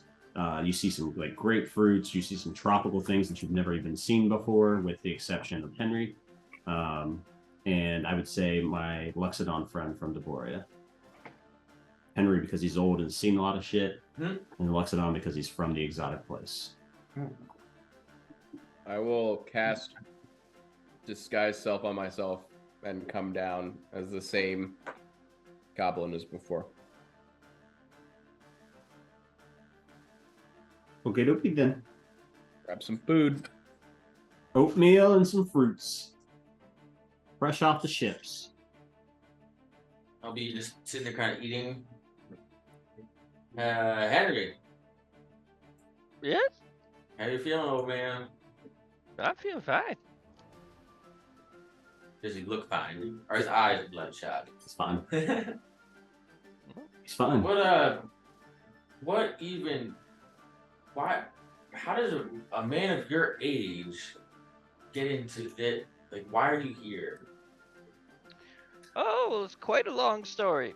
So, yeah, well, here, let me come over to your table and sit down. Oh. I'll like stiffen up slightly, like, fuck. I was hoping to be in a second. Played yourself. Well, you see, I was in a town last drop, and some people came. First, they beat the shit out of one of the town guards, Nice. and then some guy dueled him. It was an execution, as far as I'm concerned. That shit was jacked. And This man is little Uncle Ruckus.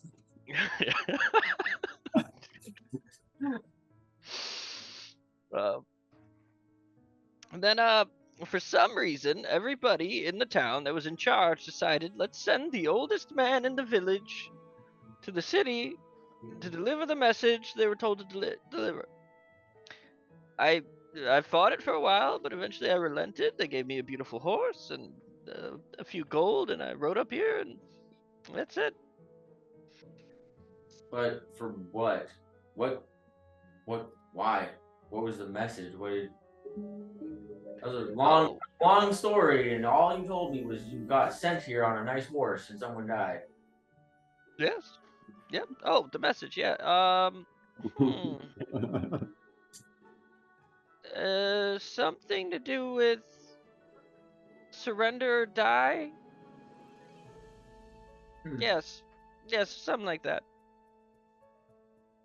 Well, maybe your memory doesn't seem that good. I can't believe they sent you. That sounds like a pretty important message, but just my 2 cents. Yeah. Well, I wrote it down. Hey, something very similar happened to me. Wow. Sorry, me and Sheldon were listening to your conversation.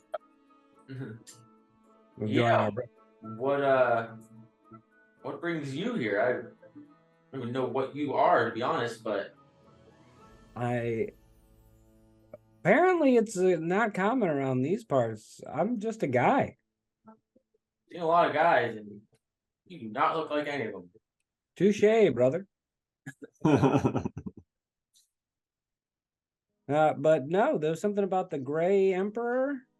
That's what it was. I have the whole sheet right here. I have my script. Oh. This general made me. He didn't make me write it down. In fact, he was pretty upset with me for writing it down, which didn't make a lot of sense to me because you would think that you'd want someone to be accurate. And then he tried to kill me, and I ran away. Oh, how'd you manage to get away? Fast. I know who the Great Emperor is? No.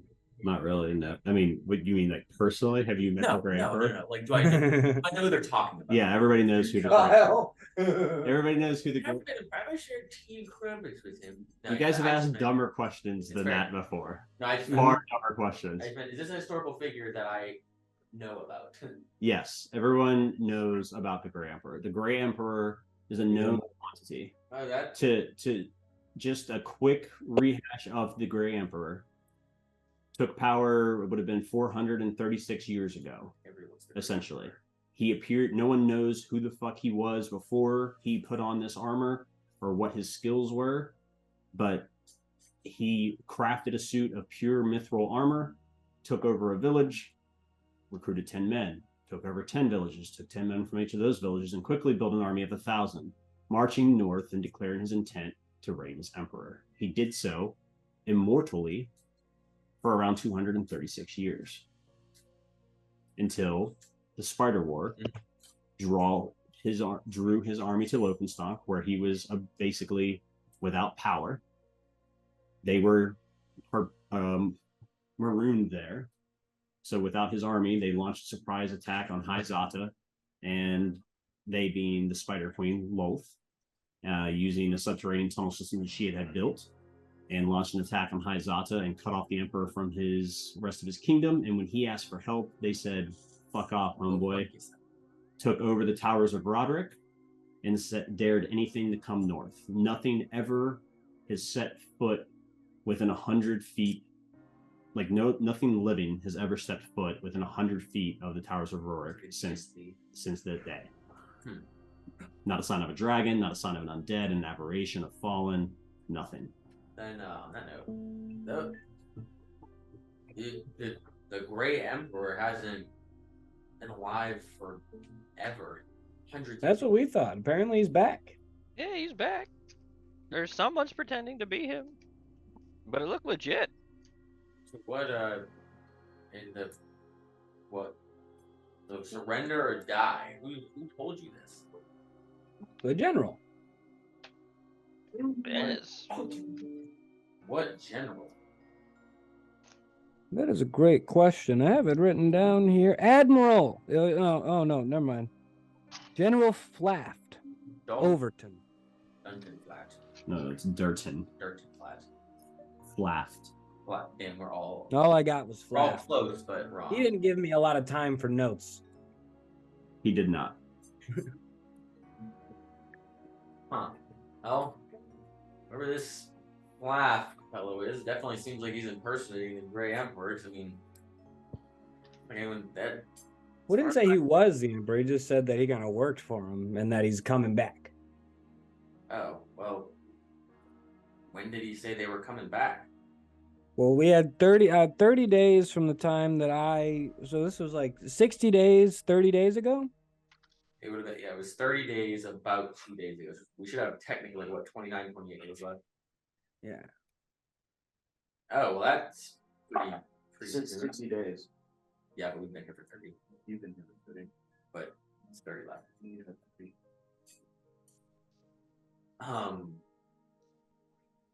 So they're what, gonna siege the city, or? He wasn't a man. He was a man of few words. Yep. Violently killed one man, then left. Yeah. Kneel or die is the big message. Wait, so you met this Foft character as well, then, Henry? Meet is a strong word. No, I was present. Is that the reason that you're all here? Have you all met this random knight dude that's just killing people? And I'll just like gesture to like the other two people. You're Chris, you're muted. Coming in kind of late to that. I mean, what did he look like? And a general of sorts.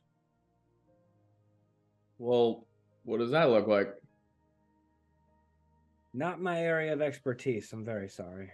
Well, you Is that- interacted was with he a him. human? Was he an ogre? You had a conversation with him. Would you not remember what he looked like? I'm sure I remember what he looked like, but I don't think I could. I couldn't draw him. I mean, I think he was a human, right? Describe Dungeon him. Father? Dungeon General- Daddy. DM. Yeah. I just Yeah. to recant. He's Yeah, a 6'2" human. He's a general of the first legions of the Grey Empire. And Yeah. I know that's not the guy who came and visited me, right? I don't know that you would know that. Ooh. The person who came and I talked to was Elvin. Kind of. Twisting ears. Yeah, kind of, Elvin. Yeah. That's right. They were like warped a bit. Were they about 6'2"? Yeah, actually. Did Yeah, this he was a little taller than me. this person that you talked to, do they have like weird features? They look pretty normal. He's a well-kept human, like has the hair trimmed very short so it fits inside his helm. Like his features seem normal. Yeah, it's a normal guy. I don't think I've ever met this man. He's good with So the to blade. answer your question, and I'll just like kind of stare at you, Kazmak, no. Cool. So two of you have met the same dude allegedly. What about you, Trunk? Why are you here? Do I seem trying to like sneak bottles behind the bar while you keep me? I'm trying to put the bottles back right now. That's supposed to be. Oh, like a slight head check. Trunk. Oh. Oh.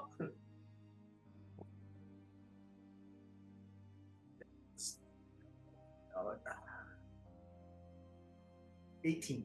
Ooh. I love when you guys are so negative. It makes me happy. Well, no, because I got a nat 20 to take them. Usually that just negates itself. Oh, I'll show you negative, Andrew. Massive Wasn't negative. 18. With 18, yeah, you're able to put the bottles back. She's busy like polishing glass at the end of the bar. You're able to quickly put the bottles back. You feel no differently. Morally, I feel better. I'm guessing there's a breakfast spread, like you said. Let me grab some breakfast. There's oatmeal and there's fruit. Yep, grab some breakfast spread. Just need to go sit down. Tell me. I guess as soon as I sit down, they're gonna ask me that question. No magic and one influence. I would have assumed I would have waited until the whole group was here, so I wouldn't have to rehash that whole thing twice. Okay. So then I would have what's your goblin name? Like what is it? Oh, you've actually never Azim. Azime. Andrew made a candle. Oh, so you did give away my name. That's not my name, but Yep. Then as soon as she finishes answering, I'm just like, drunk. You mean Brom? I'll take like a big deep sigh. Brom, why are you in this city? What brought you here? Same dude that everyone is apparently gonna siege the city? No, I had other plans and I came across a certain flat on the way into the port. I blankly stare at you, waiting for the continuation of the story. You met him, and He killed the captain of my ship before we were able to port. okay, there we go. God, you guys really got to work on your ability to recount stories in the poem. Well, you asked me if I met the man, and I said I met the man.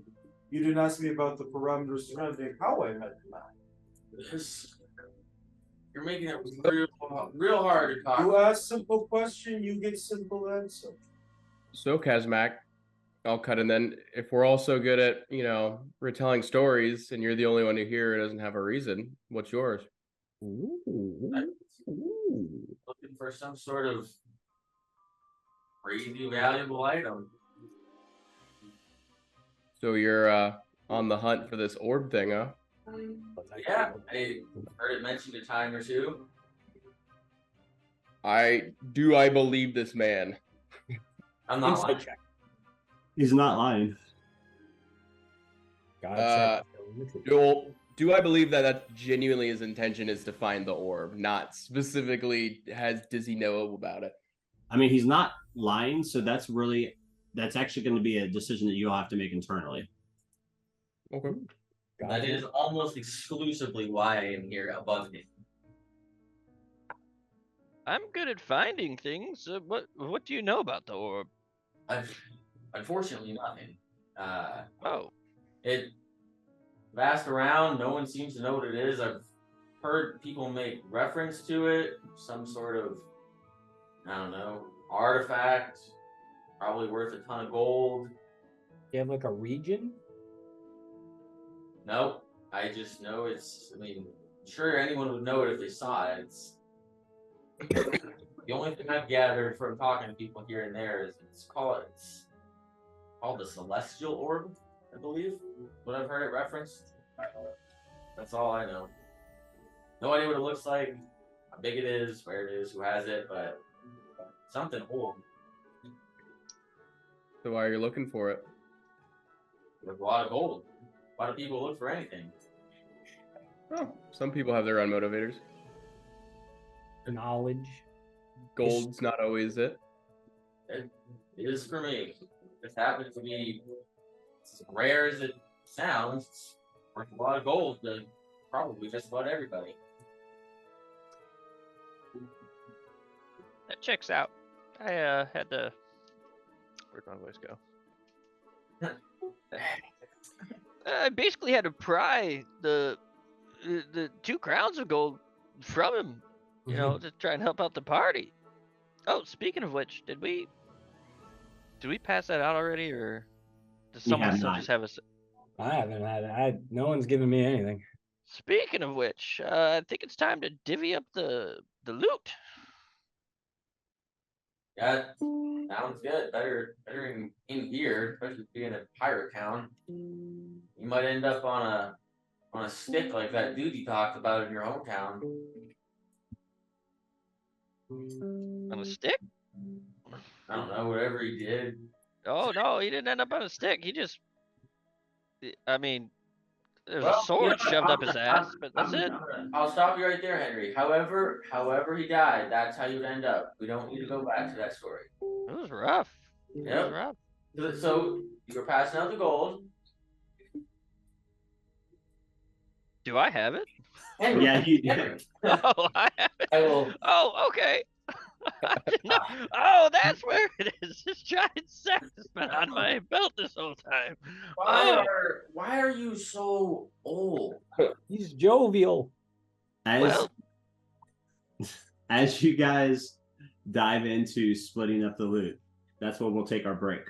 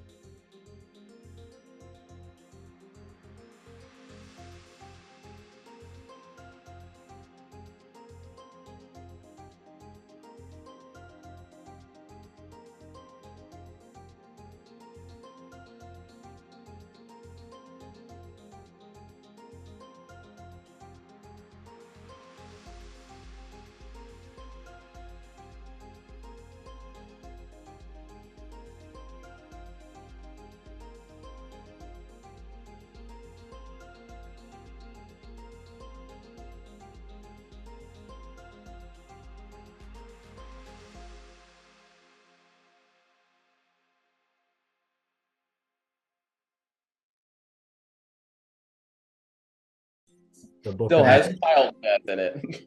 As you guys separate your gold and put it into your pockets, everybody got their total, right? All right. Yes. So, as you guys step off, what's the plan? What are we decided we're doing? I think we're gonna go get some more treasure. Yeah, I believe we're gonna go venture back down. Okay.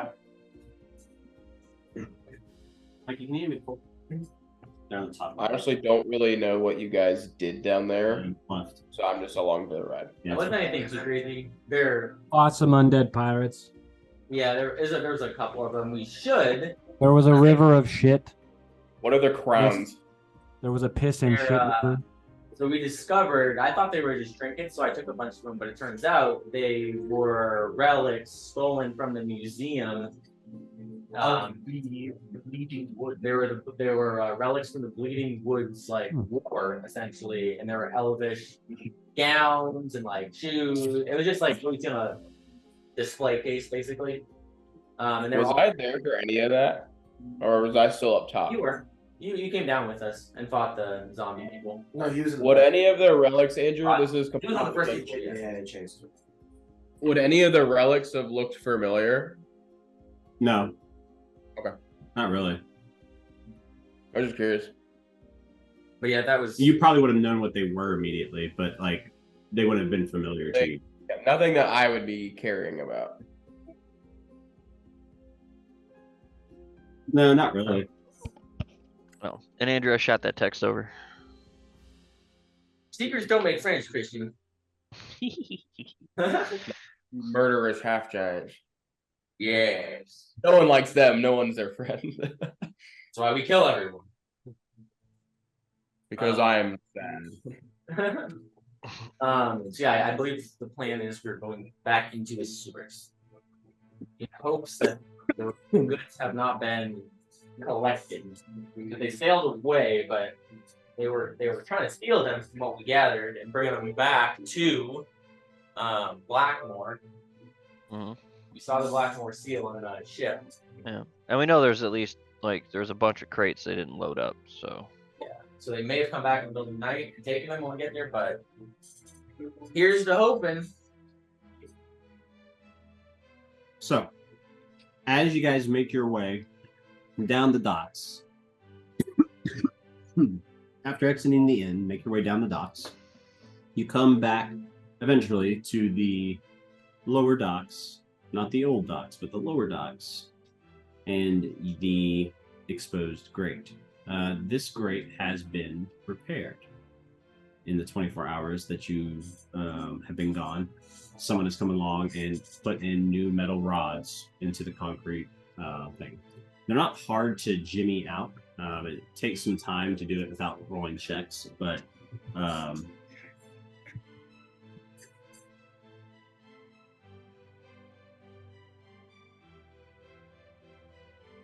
it takes a while to do it without checks, but you're able to wiggle the rods out and make your way into the sewer.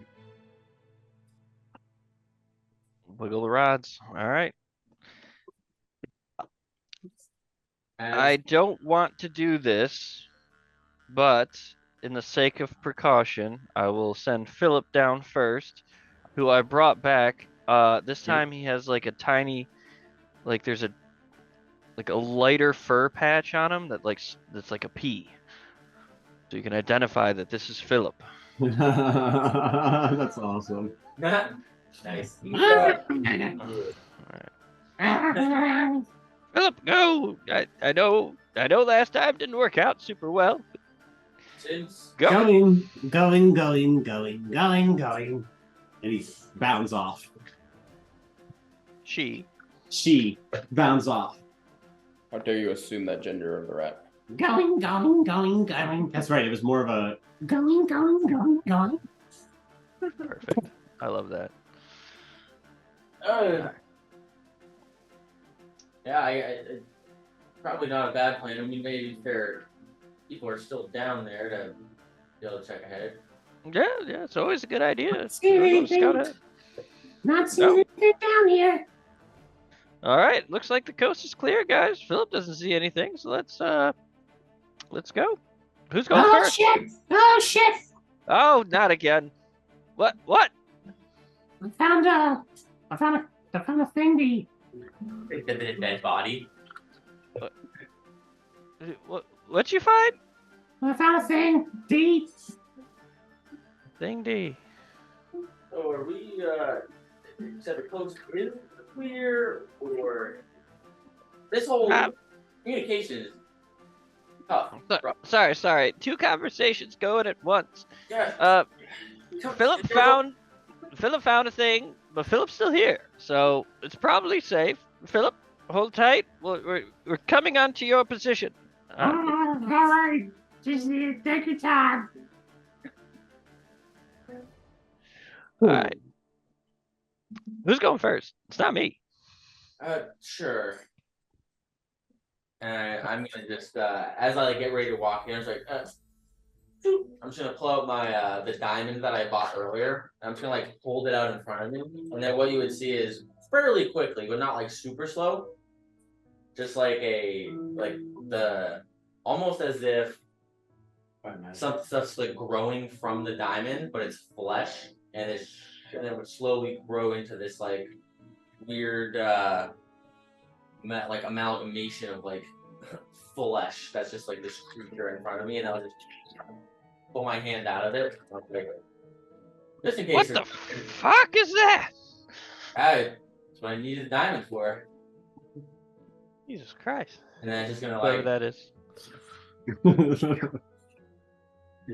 start walking forward. What did the okay? Hold on. What did the flesh do? Is it just saying? I didn't quite get that. So I just pulled out like a diamond, and then essentially like an amalgamation of just like it's like weird like homunculus creature. Just basically started to like start around the diamond that I'm holding, and it's like. What spell did you cast? It's not. It's a homunculus servant. It's one of my. Okay, so it's just like a mound of flesh. It's a homunculus servant. Imagine it however you want. Yeah, it's like a version of Sloth from FMA. Yeah. Yeah. Essentially. It's moving, right? Like it does things. Yeah, it has its own stat block. Nice. It just Hold on, I gotta offload some weight. basically I shrink a little bit. Remember that you only get to choose 3 types of infusion that you can do. You can do like create homunculus servant, create magic awakening. You can't like interchange them. Once you know 3, you know those 3 infusions. For the day. Damn.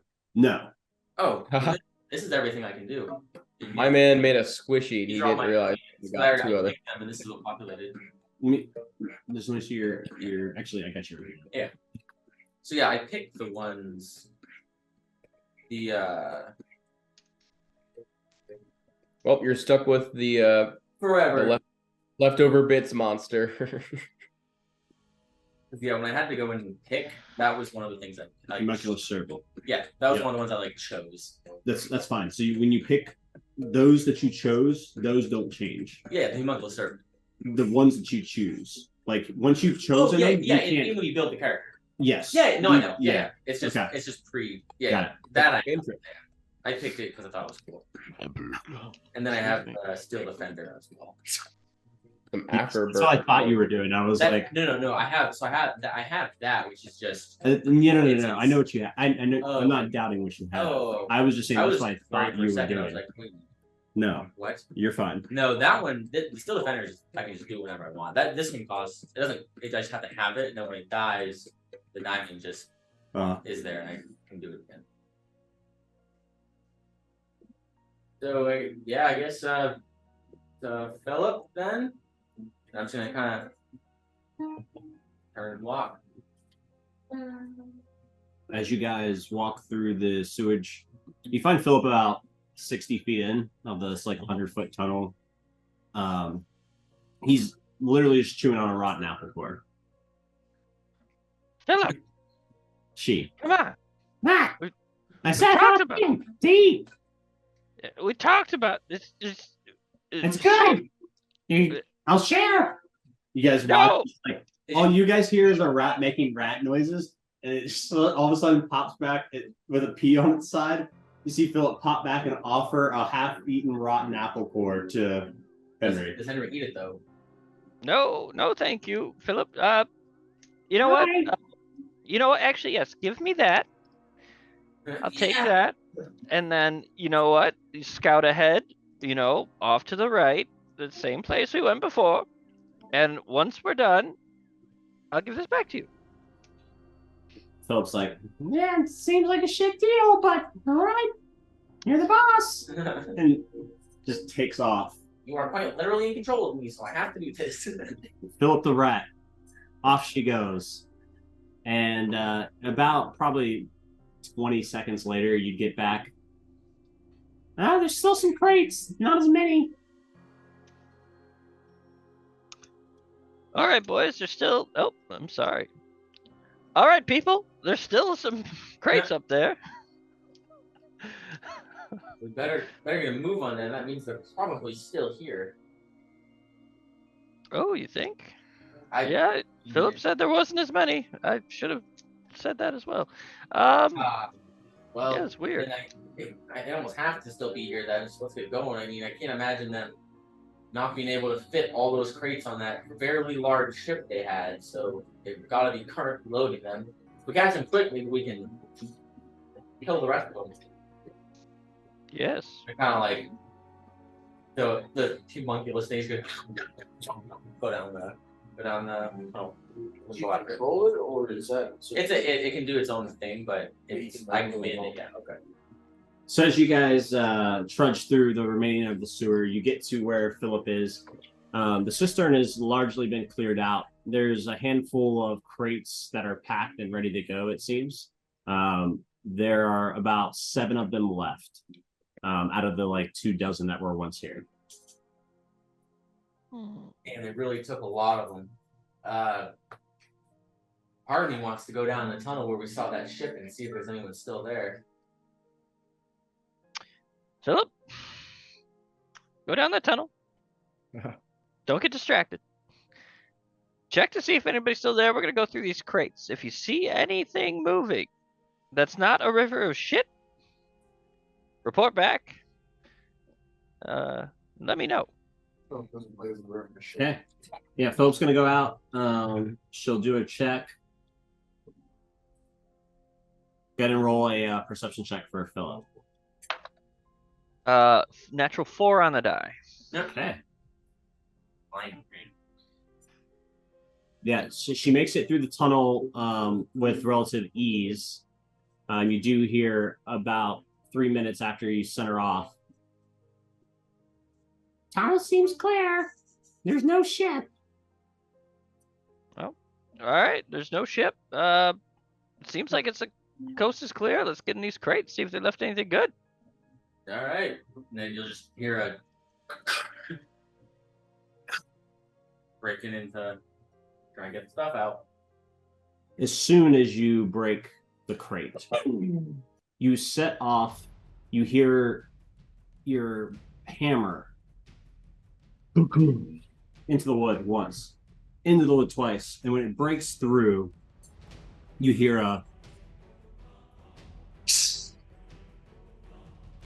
oh shit! And as you guys turn to run, as you yell run, and you guys yell to run, we enter initiative. Oh shit! Everyone, I thought it was a bomb. Roll initiative. It is a bomb, but we're gonna do this in initiative order. God damn, dude. I'm rolling low as fuck tonight. Above table is it gonna? Rolled a 15. 5. 19. Okay. Good 25 to 20. 15 to 20. I rolled a 15. 19. 16. Give me a moment to get my shit together. How big are these crates? Like You said like 3 foot by 3 foot. okay, so they're quite. Yeah, these are like shipping crates. Okay. All right. 19 for Henry. Yep. What did you roll, Brom? 16. What'd you roll, Vinsire? 15.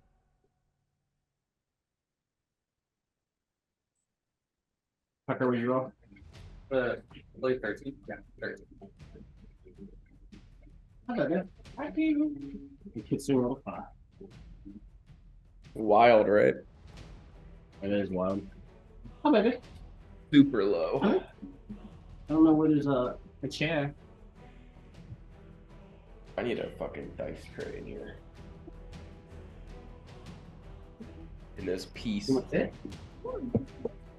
Okay. Huh? No, she's fine. Tucker, open that. Careful.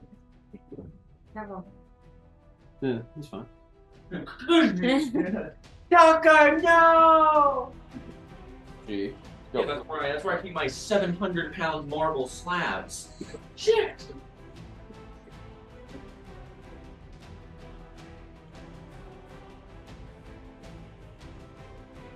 All right. So here's the scene. You're standing in this cistern. There is a number of crates. How many of these are booby-trapped, you don't know. Kazumak immediately started banging into one when Henry said, let's open these crates. He sets off the trap. You hear a fuse light, and the timer begins. Henry, you are up first. You're standing in the middle of this cistern, kind of like generally near middle back. You're about 30 feet from the tunnel that you just came from, and about 30 feet from the tunnel that you know the ship was at one point. Okay, and how far away am I from the crate that's about to explode? You're about 15 feet on the other side of the tunnel that you just entered through. All right. Like tunnel mouth, crates 15 feet from that, you 15 feet from the crates. Okay. Tell me if this will work. If I cast Ever-Blobbing Globhopper. Okay. And have it form around the cube and bounce 15 feet away, around the crate and bounce. Okay. Yeah, you can absolutely do that. All right. Well then, Henry. Is it a save? Is it a save for that? Yeah. Or an attack roll? I have it here. I can pull it up too. Yeah.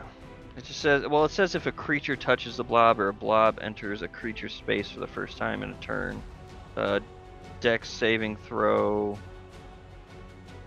which is my spells, which would be 14. 14.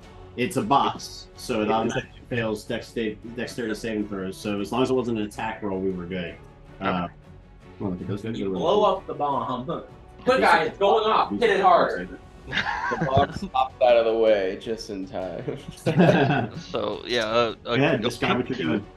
So I'll take I guess I'll take a piece of gum that I've been chewing out of my mouth, do some hocus pocus shit, launch it at the crate. It grows, and becomes like a 5-foot cube that absorbs the crate and then bounces 15 feet away. Okay. And then I'm going to take my full movement speed back away from it. Channel lock wrench? Yes, I have a channel lock wrench. Yeah, that is 100% doable. The crate with the bomb and this giant blob of gum is bouncing 15 feet away in the opposite direction. Perfect. Okay. Henry, are you moving at all? Yeah, 30 feet back. Back towards the ship tunnel. Whichever tunnel we came, whichever one is just further away from the bomb. Okay, if you're pushing the bomb to the left, let's say you're like pushing it further down the cistern, you essentially could like run 30 feet towards the tunnel. You get like 10 feet into the tunnel you just entered through. All right, I'm good with that. Okay. You are 10 feet into the tunnel. It's 100 feet to the exit. You got 90 feet left. Okay. Brom, you are up next. So he went. You're by a crate currently. He crossed the bridge over to the other side of the tunnel. He was already on the other side of the Was tunnel. that on the side of the tunnel? He was talking to Philip for a minute. I'm gonna cross. I'm gonna take my 30 feet and run across the bridge, and then I'm gonna dash as my action. Take off first. So you're standing by the crates. So all you literally got to do is turn around and run out the tunnel. You're not across a bridge or anything. Oh, no, he's on the other side. He was on the other side. Yeah, I'm just gonna shoot back into the. Yeah, because I didn't know if you moved the crates onto the other side of the river. No. Okay. Yeah, I'll just work it back out with the road. Yeah. And How far are you moving? 30 feet, and then I'm gonna dash as my action. So 60 feet. 6 feet total. Okay. You're 40 feet into the tunnel. You have 60 feet remaining. Then you are up. I'm gonna cast jump on myself, Okay. and then I'm gonna jump away. All right. What's the jump stats? It's 3. What is it? How does that work again? Is it strength modifier? Should be 3 times your typical jump. Their typical jumping bounce. Yeah, I'm curious what the typical jump is. 10 feet. When you make a standing long jump, you can leap only half that distance. So let's see. You can cover a number of feet up to your strength score if you move at least 10 feet on foot immediately before the jump. Okay, so my strength is 19. And so times 3 because of the jump spell. Whatever that ends up being. 57 feet. Just broad jumping like crazy over here. Jesus. Broad jumping, like what, 4 times the pro comp? Yeah. I'm an Olympic broad jumper right now. On Mars. Yeah, I was gonna say. Fucking zero gravity broad jumping. Yeah, It's so right over Henry. you are essentially 50 feet into the tunnel. Perfect.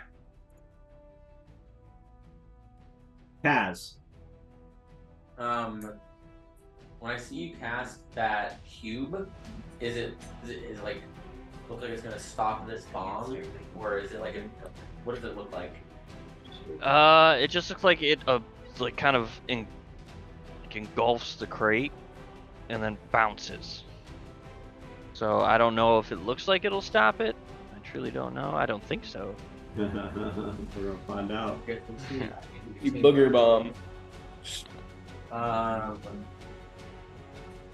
I guess I'll just start running towards the back towards the entrance, and I'm going to cast. Yeah, I'll cast Expeditious Retreat as I'm sprinting away. Yeah. So 60 feet. I don't want to make 30 and then plus the dash action. Are you asking me or telling me? I'm asking.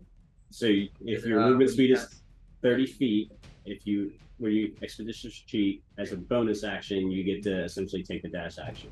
Okay. So you'll be able to move 100 feet this round. Or your movement's 30 feet? Yeah. 60 feet. Okay.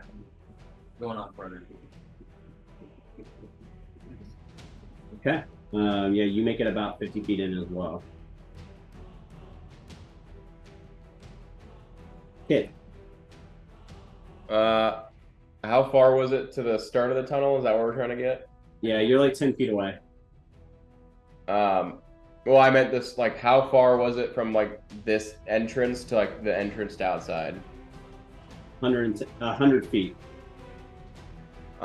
Cool. I will sprint 40 feet, action dash another 40, step of the wind, jump 20 feet to the very start of the tunnel. Awesome. You guys watch as a flash as Kit goes zooming past you guys. Little goblin running faster than their legs should be able to carry them. Hands doing the Naruto run, essentially, just down the tunnel. Just like a vapor trail, essentially, behind As I'm going, I literally, like, I run so fast, I spin up in it, and, like, I'm just doing fucking loop-de-loops. You're doing some Sonic the Hedgehog shit. Yes. On initiative count 1, consequences. It's from that cubis, brother. So, inside of the cistern now looks like a booger had exploded.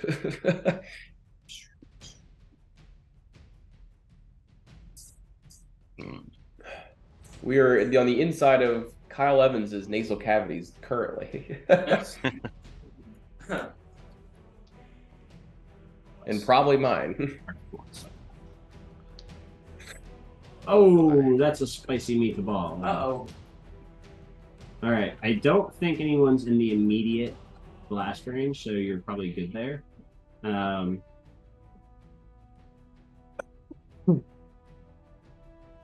Okay. 24 points of damage to the structure. The booger. Yeah. Well, the booger's definitely fucking disintegrated, but the explosion did not trigger like a mass like explosion yet. No. But the damage to the cistern is catastrophic.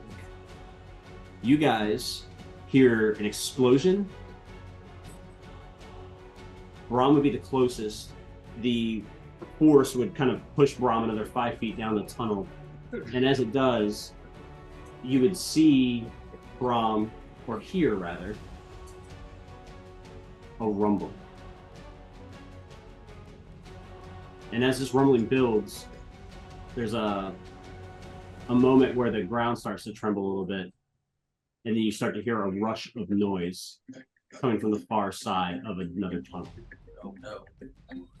As you guys begin this new round of initiative, those of you inside will be making dexterity saving throws as a blast wave of water comes from the now ruptured cistern, pushing through. Shit water. Shit water. Sewage. Oh, God. Diarrhea. So, at the top of the order, Brahm, it's fitting because you are the first one to get hit by the shit stream. Yeah. This tidal wave of sewage comes pouring down the cistern. Make a dexterity saving throw to avoid being swept down the wrong side of the tunnel to the right. How did you pass me? Wasn't I top of the order? Yeah, he was top of the order. Oh shit, sorry. I literally went right past Henry. Can't forget about Henry. He cast Expeditious Retreat. He was faster. That's why you're running. I got a 15 on my dex save. I'm sorry? 15 on my dex save. Thank you. That will do it. The gods are not smiling happily upon you, Michael. That's why. So, what is? Does it matter? Okay, let me check something. First level. That is a. Okay, I will take. How far away am I from the entrance or to the whole shebang at this point? I was really counting on you guys to keep track. I think you were at 60 feet out of the exit. All right, perfect. Movement and action to dash 60 feet all the way out. Okay. Henry, as you exit the tunnel, you find Kit there kind of resting gently. Well, not Kit, but Kit. Hands on hips, not even breaking a sweat. With that, Brahm, Meanwhile, I'm shaking. You said Dexterity saving throw.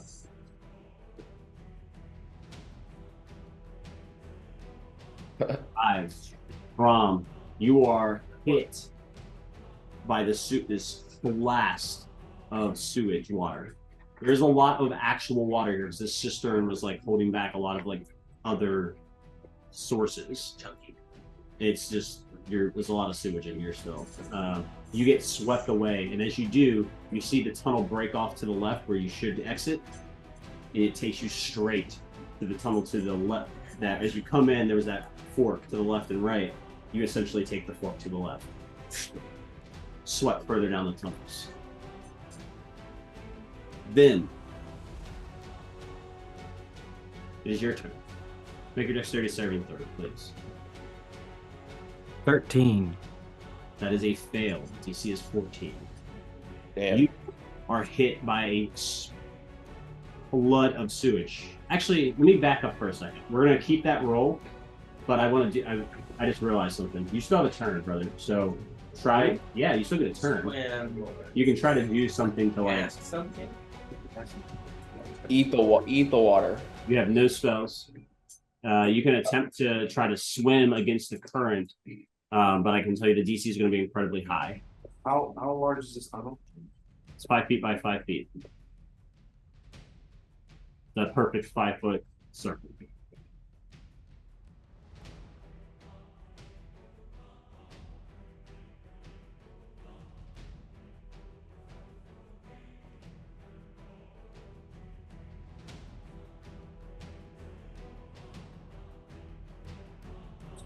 Can you see how long the staff is? Staff? Yeah. It's just 5 foot reach, how tall it is. I'm sorry? Like, how long is the staff? Usually 5 feet. No fucking clue then. I mean, I would assume The 5 feet reach, Or how nine. long is 5 feet? if you're 6 or 7 feet tall, I assume. 5.5 is like 6 feet. Yeah, probably. You probably have a staff that fits your body size. So I'd say it's probably 5. If you're 7 feet tall, you probably have a staff that's like 6 feet tall. And I'm going down the wrong tunnel now. Correct. You can't cast spells, so you're either trying to swim against the current or you're trying to do something else that's like in the tunnel. I'm just gonna go with the flow. Okay. So as you get swept away, then you get hit by the current and begin to get swept away as well. What would you like to do on your turn?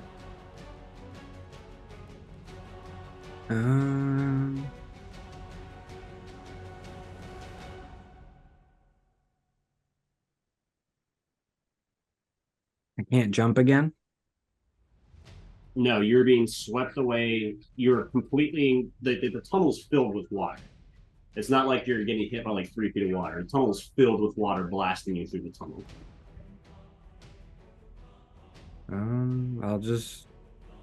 I guess I'm just gonna let it ride. You're not going to be shaped into anything. Fish. You're a druid this round. Okay, since that's what. All right. I'll wild shape into a dolphin. You gotta breathe that in. Water. So, Vinsire wild shapes into a dolphin. Vinsire, make an athletics check. With the, it's like I believe it's based on your proficiency bonus for like their skill bonus. So whatever your proficiency bonus is, what they get for the skill. They have an acrobatics skill. There's Oh, no. perfect. That's fine. We'll do acrobatics. It was a 19. 19. Okay. Yeah, that'll more than do it. You wild shape into a dolphin. You begin to get swept down this opposite tunnel. And as you do, you wild shape into a dolphin. You see Braum fly past you.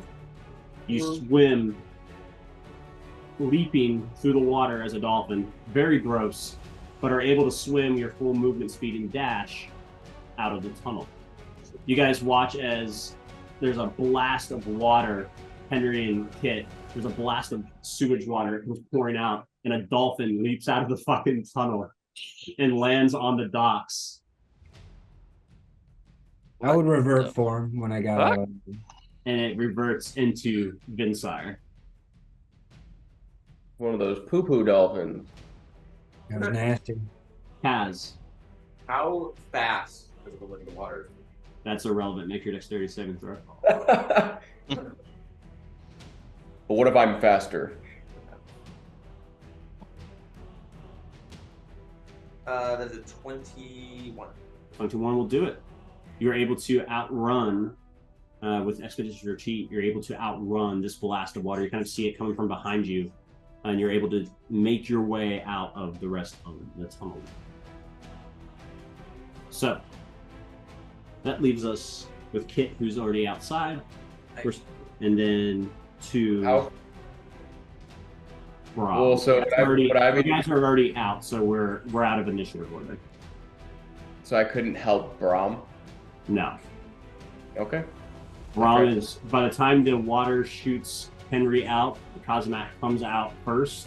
Henry gets shot out, then Vinsire last out of the water as a dolphin. You realize that Brahm is not here. As Brahm, as you are shot down this tunnel, getting battered against the sides of the cistern, the different wells. Eventually, there's a moment where everything is dark for about 10 seconds. And your breath begins to run out, and you into sunlight. And as you open your eyes and look out, you realize you're 100 feet up in the air, getting shot out of the side of a seawall into the ocean below. And you probably have a mad case of peak out, for sure. But as you plummet and contemplate life, anything that you would like to do? I'm just gonna like, well, this sucks. No spells hurts, bud. Consequences. And this, children, PSA, don't steal whiskey from your local bar. The gods will punish you. As you plummet, Brahm, and as you hit the water, you only fell from 100 feet up. It's D&D rules. It is water. Service tension would have been broken with all the other shit falling around. So they just D&D rules. It's not how you play. At least your trunk is like a snorkel. Wait till the water goes. So, you take 14 points of bludgeoning damage as you hit the water, but you kick to the surface. When you look around, you can see ships about 150 feet, like setting sail, like kind of like around the corner. Like you can see them kind of like appearing, you know what I mean? Yeah. But the sea is treacherous. And as you swim, we'll have you make an athletics. Just imagine like some of those like crazy cliffs where the It's water exactly is like. what it's exactly what it was. Jeez, it's.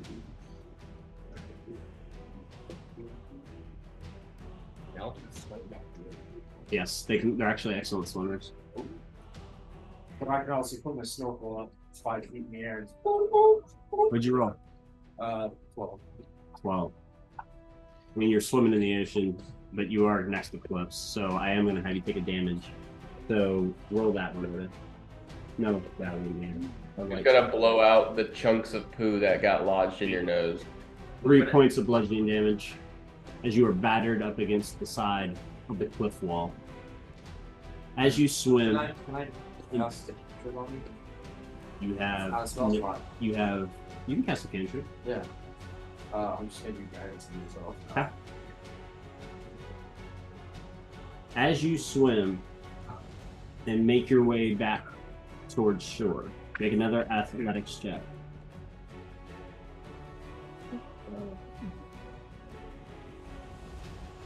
It's gonna be 14. 14 will do it. As you make your way back to round the bend of this part of the mountainside, the cliff face gives way to the view of Calypso. Tucked neatly against the facade of the mountains behind her, you can see the ships leaving port. You're about 100 feet away. The seas inside the port area are pretty calm in this harbor, I should say. And you are able to make your way down to the old docks. Or the lower docks, excuse me. You guys on the lower docks would be about 30 minutes ahead of Brahm, 30 minutes to an hour as he's trying to swim against the ocean. As you guys exit the tunnels, what would the party like to do? Man, I guess he's gone, huh? Yeah. Is it still like crazily flowing out? No, it's gone now. Well, should we go look for him? Well, Henry, what was the other direction? Didn't old Philip look that way last time we went down there? He didn't make it very far. I don't know. The light and the movement was coming from the other way, so he went that way. So I'm honestly not sure. Well, I mean, if the light movement was coming from that direction, it can't really have been too bad, right? I mean, maybe realistically, come on, it probably just washes out in the ocean. Sure, he's fine. He'll swim his way back, and we'll probably see him at some point, right? I mean, maybe, I don't know. I can check. What do you mean? I can check on him. I'll reach into my bag and pull out an orb. Like this, just hang on a second. You got Hazmat's attention just because it's an orb and it's doing something magic. The orb. What is that? Hold on. Jeez, these young people so impatient. I'm a constant glowing item. Yeah. I'm gonna concentrate on it, and I'm going to scry on Brahm. Got it. As you reach into the scrying orb with your mind, you draw your attention to the presence of Brahm on the periphery. And as you do, you find him rather quickly. The orb hones in. Close at first, him struggling in a large body of water, swimming, doing the breaststroke, and then zooming out to show him coming around the bend of the harbor. Just around the river bend. Terrible shame. Terrible, terrible shame. He's in pieces. Man. Oh. In pieces? In pieces. Just chunks of them among the rocks. It's terrible. He was religious, though, right? I mean, he's probably in a good spot, so... Yeah, no, I'm just fucking with you. He's on his way. Yeah. He's just swimming through the ocean. Oh. Mm-hmm. That is a horrible joke. That is... I'd give it a B+. You had me going for a second. You had me going. I liked it. Well, I guess we may as well meet him down there, huh? Yeah. Start walking down there with the creature that's just kind of like trailing behind me. Oh shit, that thing made it out. Holy fuck. I probably should have. Yeah, that thing would not have made it out. There's no way in fucking hell the homunculus servant would have made it out. Let me see what its stats are. I think it's better than mine. There's no way that thing's faster than you. And definitely not with Expeditious Retreat. And it doesn't have the ability to take the dash action. That is true. Monster. The goop monster. It probably has like 15 to 20 feet of movement. In your goop. I think it's actually a pretty fair amount. And even if it's 30, they can't take the dash action. So it would move far slower than the water. It would have hit like 2 rounds of getting its shit pushed in. It's only 20 feet. Yeah, that's what I thought. Oh, before we go find him, everyone, gather around. Prestidigitation. Clean. We need to be clean. All right. Oh, that's better. That's quite a bit better. Yep, you're welcome. What is that? Thank you, Henry. What is that? What? Oh, it's just a little trick I picked up.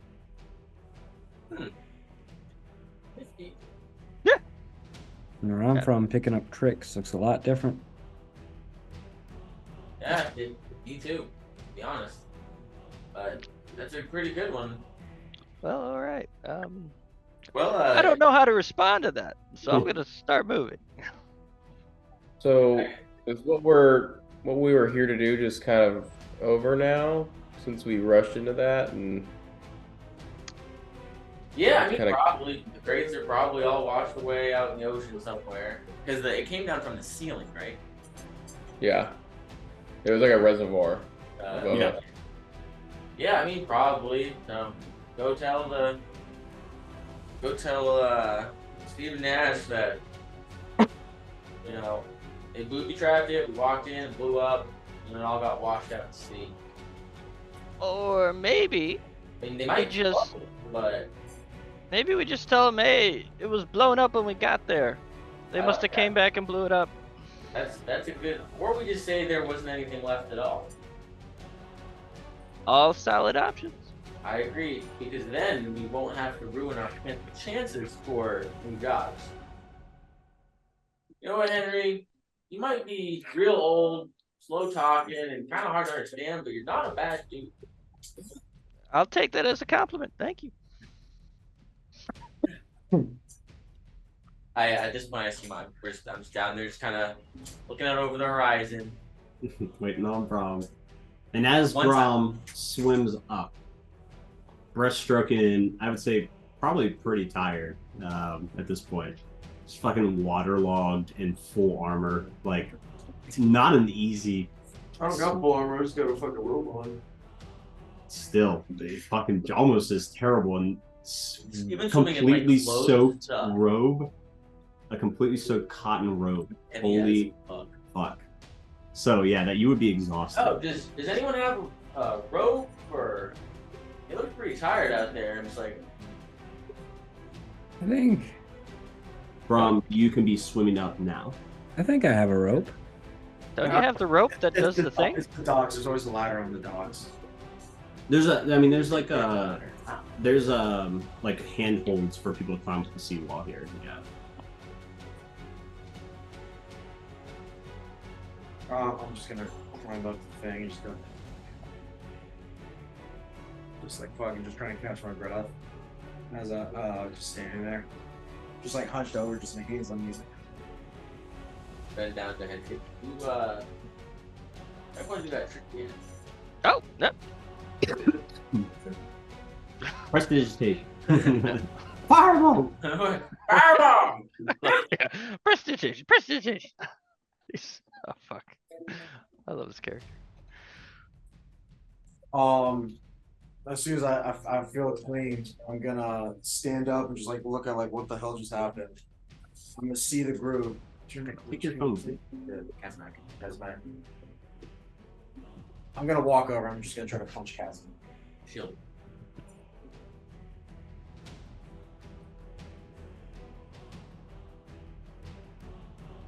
I could have moved too.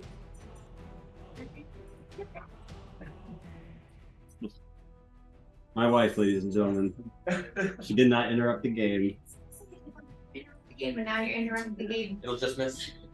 Just miss. Yeah, you guys, the rest of the party watches as Brahm walks up and tries to punch Kazamak without warning. Woo! Physical Hey. violence! I'm just gonna step back, immediately pull my hammer on my back, and just and try to swing at him. Oh man. Can I try and intervene and take my staff and slap the wrist of Kazamak?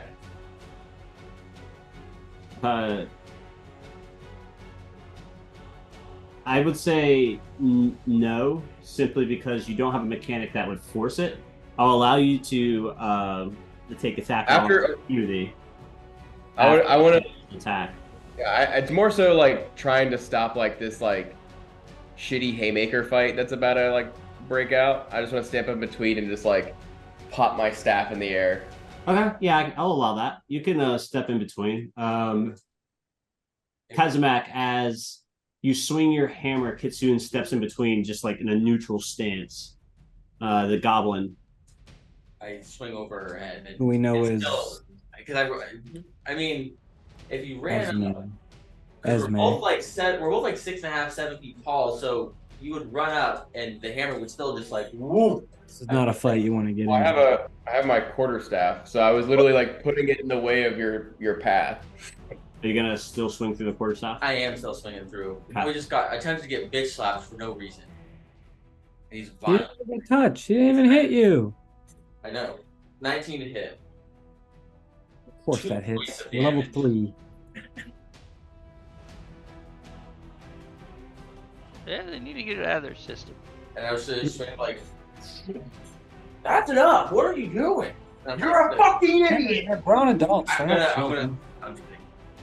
Well, you could have said anything at any point. No, you just had to go up there and fucking hit the crate like a dumbass fucking brute. First of all, you can stop yelling or I'll swing at you again. That wasn't your voice either. Disappointing. No, that's one of them. Well, No. it's gonna get in the way of. Is he like knocked down, or are you just standing there? No, it was 2 points of damage. I'll just stand like, I don't know, neutrally with my staff in my hands. How about you both just grow the fuck up? It was a mistake. You're both alive. Act like adults. Shut up, So, chicken like, shit. like put her staff down, like very much like authoritarian. I'm just gonna stare over. Shut up, short stuff, and I'm gonna walk away. Oh. I'm gonna swipe your feet out from underneath you. Oh my god. Nice. What? I don't need this, youngster. Fight. I don't need this, youngster. Don't make me get involved. I'll win.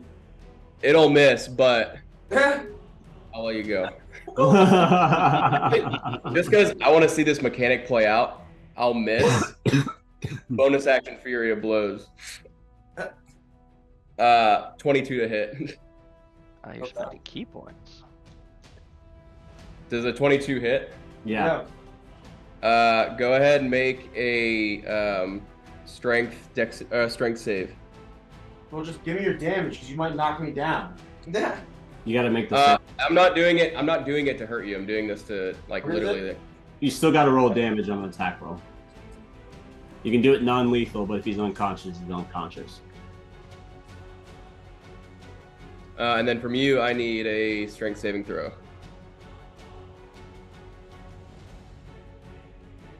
19. All right. Well, you don't fall prone on the first one. What's the damage on the first one? I'm doing it right now. I didn't know which one it was. 7 points of bludgeoning damage. And the second one misses. So I'm just gonna like take a swipe at your ankle, like out of frustration. Size doesn't mean anything. You're the biggest one out of all of us, and you're the one who got cast out into the sea. I've seen a thing or two because I've been around the block a time. He's talking. I'm just gone. I'm walking. I'm gone.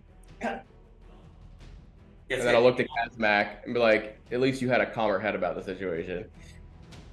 Hey, wasn't trying to Children.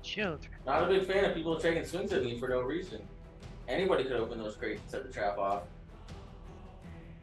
And I'll just kind of like go to the group. That Not took be right, exception like, to walk that. back over to the group. I mean, I don't disagree with you. I do agree with him in a part that maybe next time we just be a little bit more careful. Yeah, I mean it's actually pretty funny too because like I actually have a tool that could have just told me if there was a trap, but I really just wanted to start swinging. Not even gonna lie to you. Actually, pretty funny. Hasty. And then that's in character too, by the way. Yeah, I mean, you know, live and learn. No one died. What's the worst that could happen? Someone died. Couple crates gone. One thing I do hate though is probably it would have been at least 700 gold. All out in the ocean now. Shame. Well, Shame. the shame that we showed up and they were already gone. I guess we better go tell old Steven. You guys go. I'm gonna head after the big guy. He looks a little rough. I need to patch him up, maybe. All right, you do your thing, and I'll like do that motion, and then it's like, oh, it's the lighthouse. Wait up! As you guys, there's only one way from the walk, and it's back up the docks towards the inn, and the route towards the lighthouse. So you're going in the general direction that he is. Henry, as you rush up to Brahm, what are you doing? What are you saying? Oh, hey, big guy.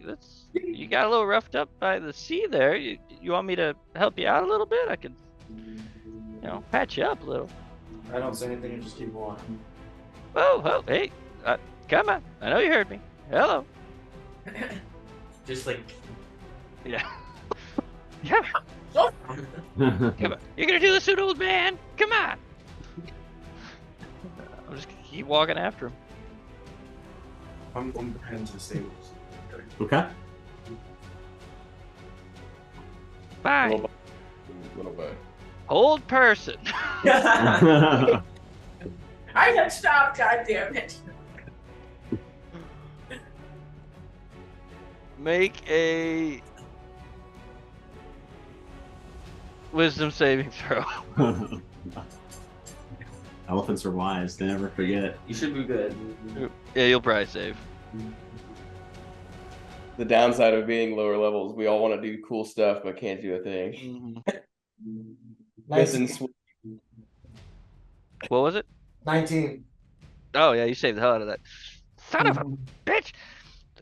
Stop it! Does he outpace you with your movement? No, they're the same movement speed. Yeah, I'm Henry spry.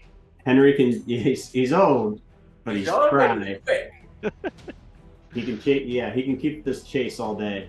So eventually, the rest of the party, as you guys are walking at a normal pace and not stampeding forward, you guys would come to the point where it's time to turn left and start walking up, like the slight elevation, like the stairs to the second level of the city, where the basically on this old cliffside where the rest of the city is. So you guys climb up the Leviathan stairs and make your way into the central city proper, into the poorest parts of town. And as you guys would start hitting around the region of the what's that thing called? Thank you. The thing with the light, the house with the light. What's that thing called? Lighthouse. Lighthouse? House light. The house light. I want to say house light. House light. Is it house light? It's house light. What's the house with the light? The lighthouse? Yeah. So as you guys would be getting close to the lighthouse, we're gonna switch back row over to Henry and Brahm. Henry and Brahm, you guys come upon a stable. Henry Brahm seems to have been heading in this particular spot, and has reached his destination. Is now knocking on the door of the stable master. Would I have stabled my horse here? Would you have liked to have? Yeah, probably. I wouldn't want to keep her outside the bar. Okay. Yeah. We can have her stabled here. Okay. Wait, god damn it! Trying to help you!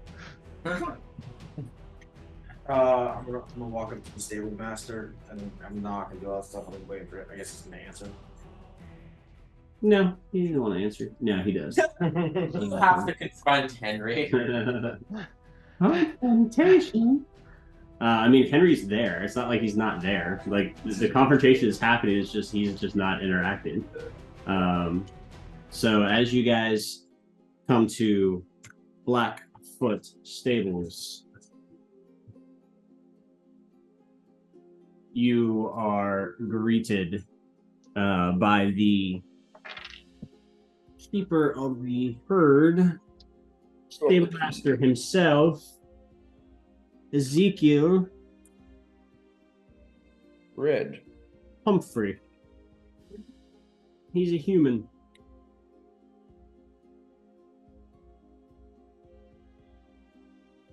Boom. What's his name called?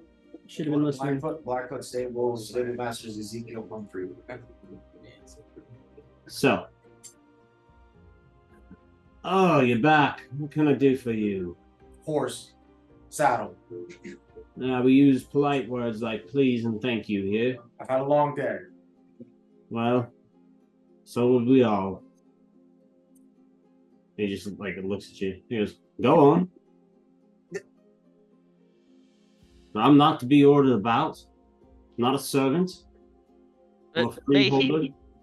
May he please have a horse and a saddle? 150 gold. Pull it out.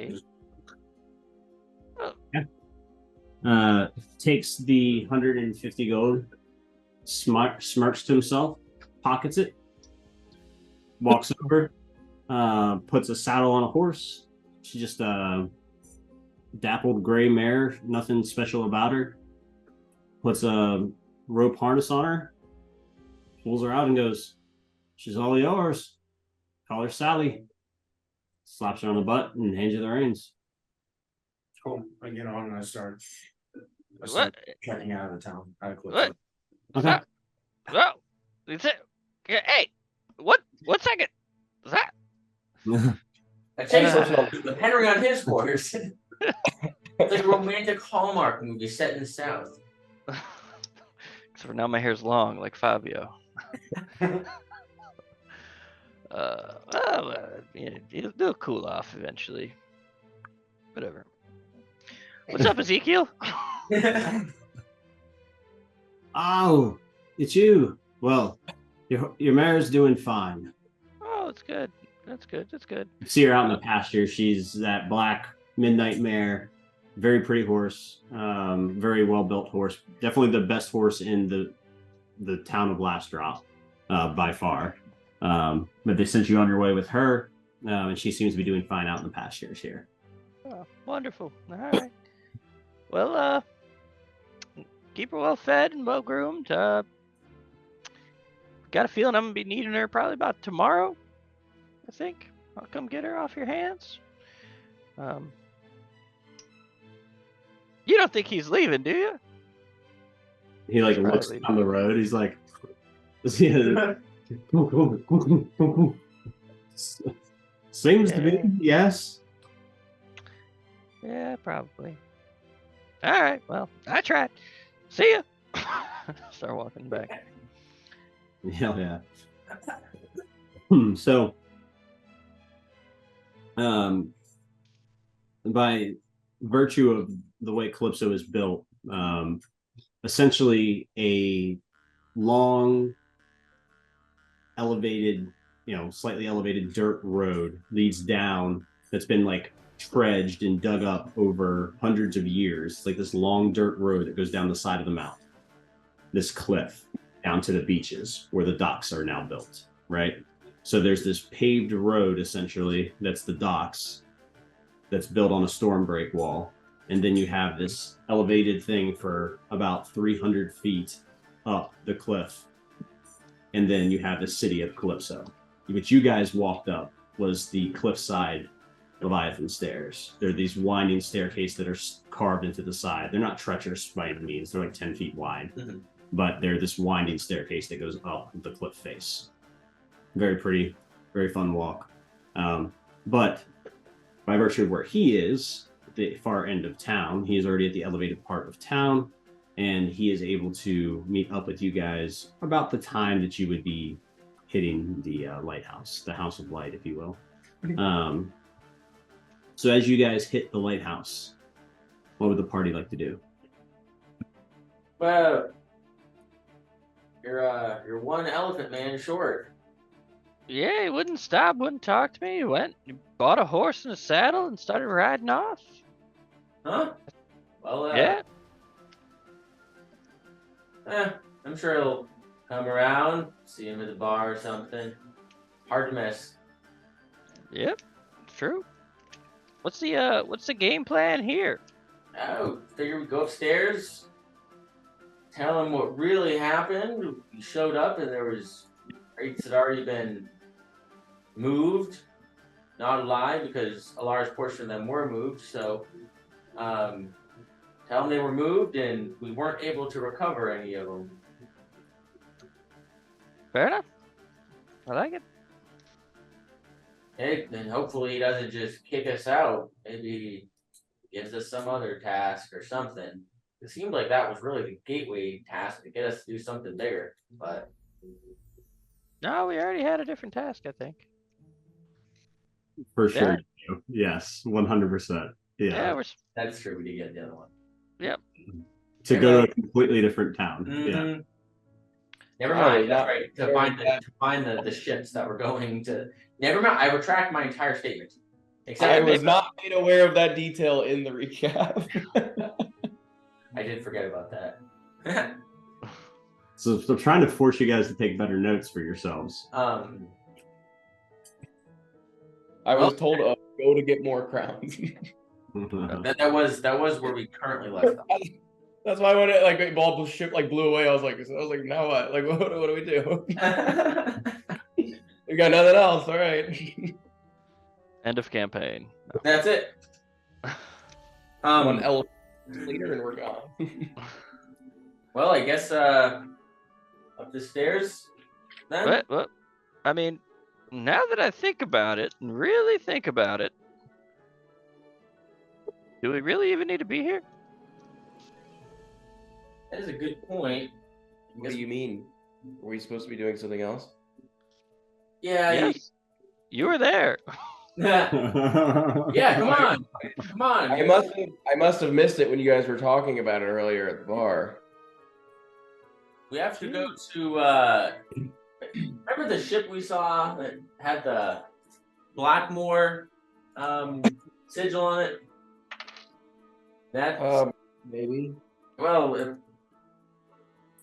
old Steve was saying, or Steven was saying that they have some sort of trading or smuggling route, essentially, and wanted us to find it and try to stop it and show proof. So it's really the next big thing we got to do, and that's instead if we do that, then some bigger jobs.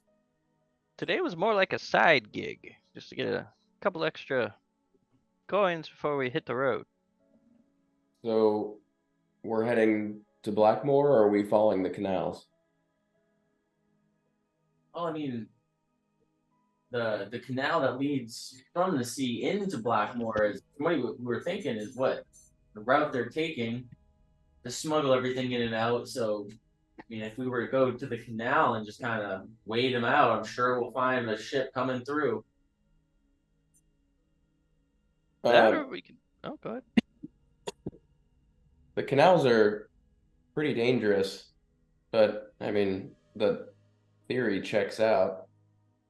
Yeah, I mean, we're bound to have someone coming through.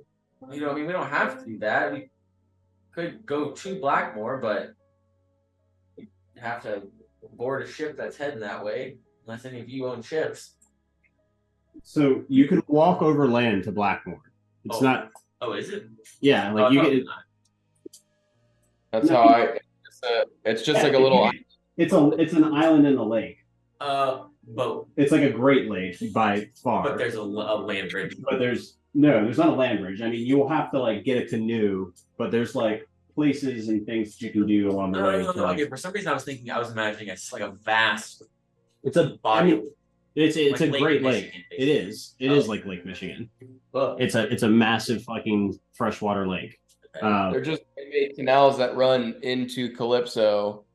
Correct. For pirate trade between Blackmore, which is like the Myriad location. Yeah, I mean that makes sense. I didn't realize it was traversable without a ship. Yeah, you could walk overland till you get to Lake Calypso, and then you could fashion a raft and row across, or you could purchase a rowboat, find a rowboat, perhaps steal a rowboat, perhaps find signal a fisherman that's out from not Calypso, but from Blackmore. Like there's plenty of things that people do to get to and from Blackmore, and there is a pretty robust like taxi system, if you will, like a ferry system. When I came in to Calypso, the easiest route, was it around through Goodgrass, or would it make more sense to go south? No, we mapped out your path You went. I came from up north down over the mountains. I don't know how far south the mountains stretch towards Crispin.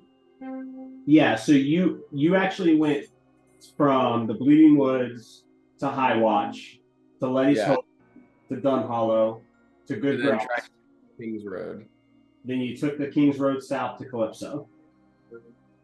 So would that still make sense to do that to go to Blackamore, or would it make sense to go north of Crispin to Blackamore? North of Crispin to Blackmore makes way more sense. Okay, I just didn't know how far the mountains stretch. Yeah, you'll have to walk around the mountains. I mean, either way, so like going east around the mountains and then north to the lake would be the fastest trip. You guys can count the blocks on the digital map that you have in front of you. So remember, each of those blocks is 60 miles. So you can do 30 miles of travel on foot a day, 60 miles on horseback. So it's a trek no matter what, without being on horseback. 5-ish blocks to the center. Maybe 5.5. Yeah, I mean, 10 days travel. I'll repeat essentially what I just said with Andrew. Like, we could take the canal. It's just a bit dangerous with the piracy along it. I mean, we can go over foot. It'll be quite a bit of a trip. I mean, I guess really the end state is to find that ship and attempt to put some sort of end to it. So if its final destination was Blackmore, then I mean, I guess just going straight there does make the most sense versus waiting in the canals if they're dangerous, as you say. They're fairly dangerous with the trade that comes through, and I don't know if we can really trust the people that work them. Also, too, you're kind of at the mercy of how fast the canal's moving with the traffic. Oh, or if you get stopped. Yeah, I mean, I'm all for going on foot. If there's a stable not too far away, I'm sure we can get horses relatively expensive. 150 gold. Does that seem extremely, exuberantly expensive? I don't. Yes, it has to. Yeah, that's very expensive. It's like 25, right? Usually. Yeah, typically. I'm just looking, Henry. You need to just enunciate your word better. I thought you said 150 gold. Yeah. That is what he charged Brahm, right? Correct. Yeah. Yeah, that's what Brahm paid. You bought a horse for this amount? Me? No, I've never bought a horse in my life. Oh, Then how do you know the price? I was there with Brahm when he bought his horse. I was trying to help him, and he was ignoring me, and then he talked to the guy, ignored me. Very rude. And then it paid him 150 gold and just rode away. I'm no traveling salesman. No, I'm not a horse person or have a stable, but that sounds insanely expensive. I can't imagine horses go for that much. I feel like you got ripped off. Maybe. I mean, you could probably haggle him down. He didn't even try. He just threw a sack at him the second he gave him a number. Crazy. I've never seen anybody count that fast. I suppose we could always look for different stables if he's still charging steeply. Well, I mean, that's, we can always ask him. And Henry, you did pretty good in Steven to give us 100 more gold per person. That was insane. So maybe you can get it. If you can do that same thing, that dude might just give us horses for free. Oh, I mean, that's going a little far, but I could try. But I already have a horse, so I mean, I can haggle on your behalf. But Sure. That Yeah, sounds all right. At the end of the day, gotta keep as much gold in your pocket as you can. I agree with you, son. Every time it cracks me up. Well, what time is it? It's still early, it's still, earlier. You guys woke up, chose violence, blew up a cistern, shot an elephant out of a water gun. Started an inter-party fight. And then right off into and then the we had an sunset, so excommunicado. it's into the sunrise. So it's literally like 8 in the morning. You guys did all this by 8 in the morning. Well, I mean, it's still really early. Always go grab some horses and I guess start making our way, and I'm sure we'll find Brahm. I mean, he went which direction did he head? Just out of town, or did he say where he was going? He didn't say a word to me. He just rode off. But I think he was heading out of town. He was very upset I don't know why, but I mean, it's up to you guys. If you want to wait overnight, see if he comes back, we can. I think we'll catch him on the road. I mean, if he doesn't, I mean, we'll have less help, but it's more gold for us. I mean, you're not wrong. I do like gold, so to the stable, then. Sure. All right.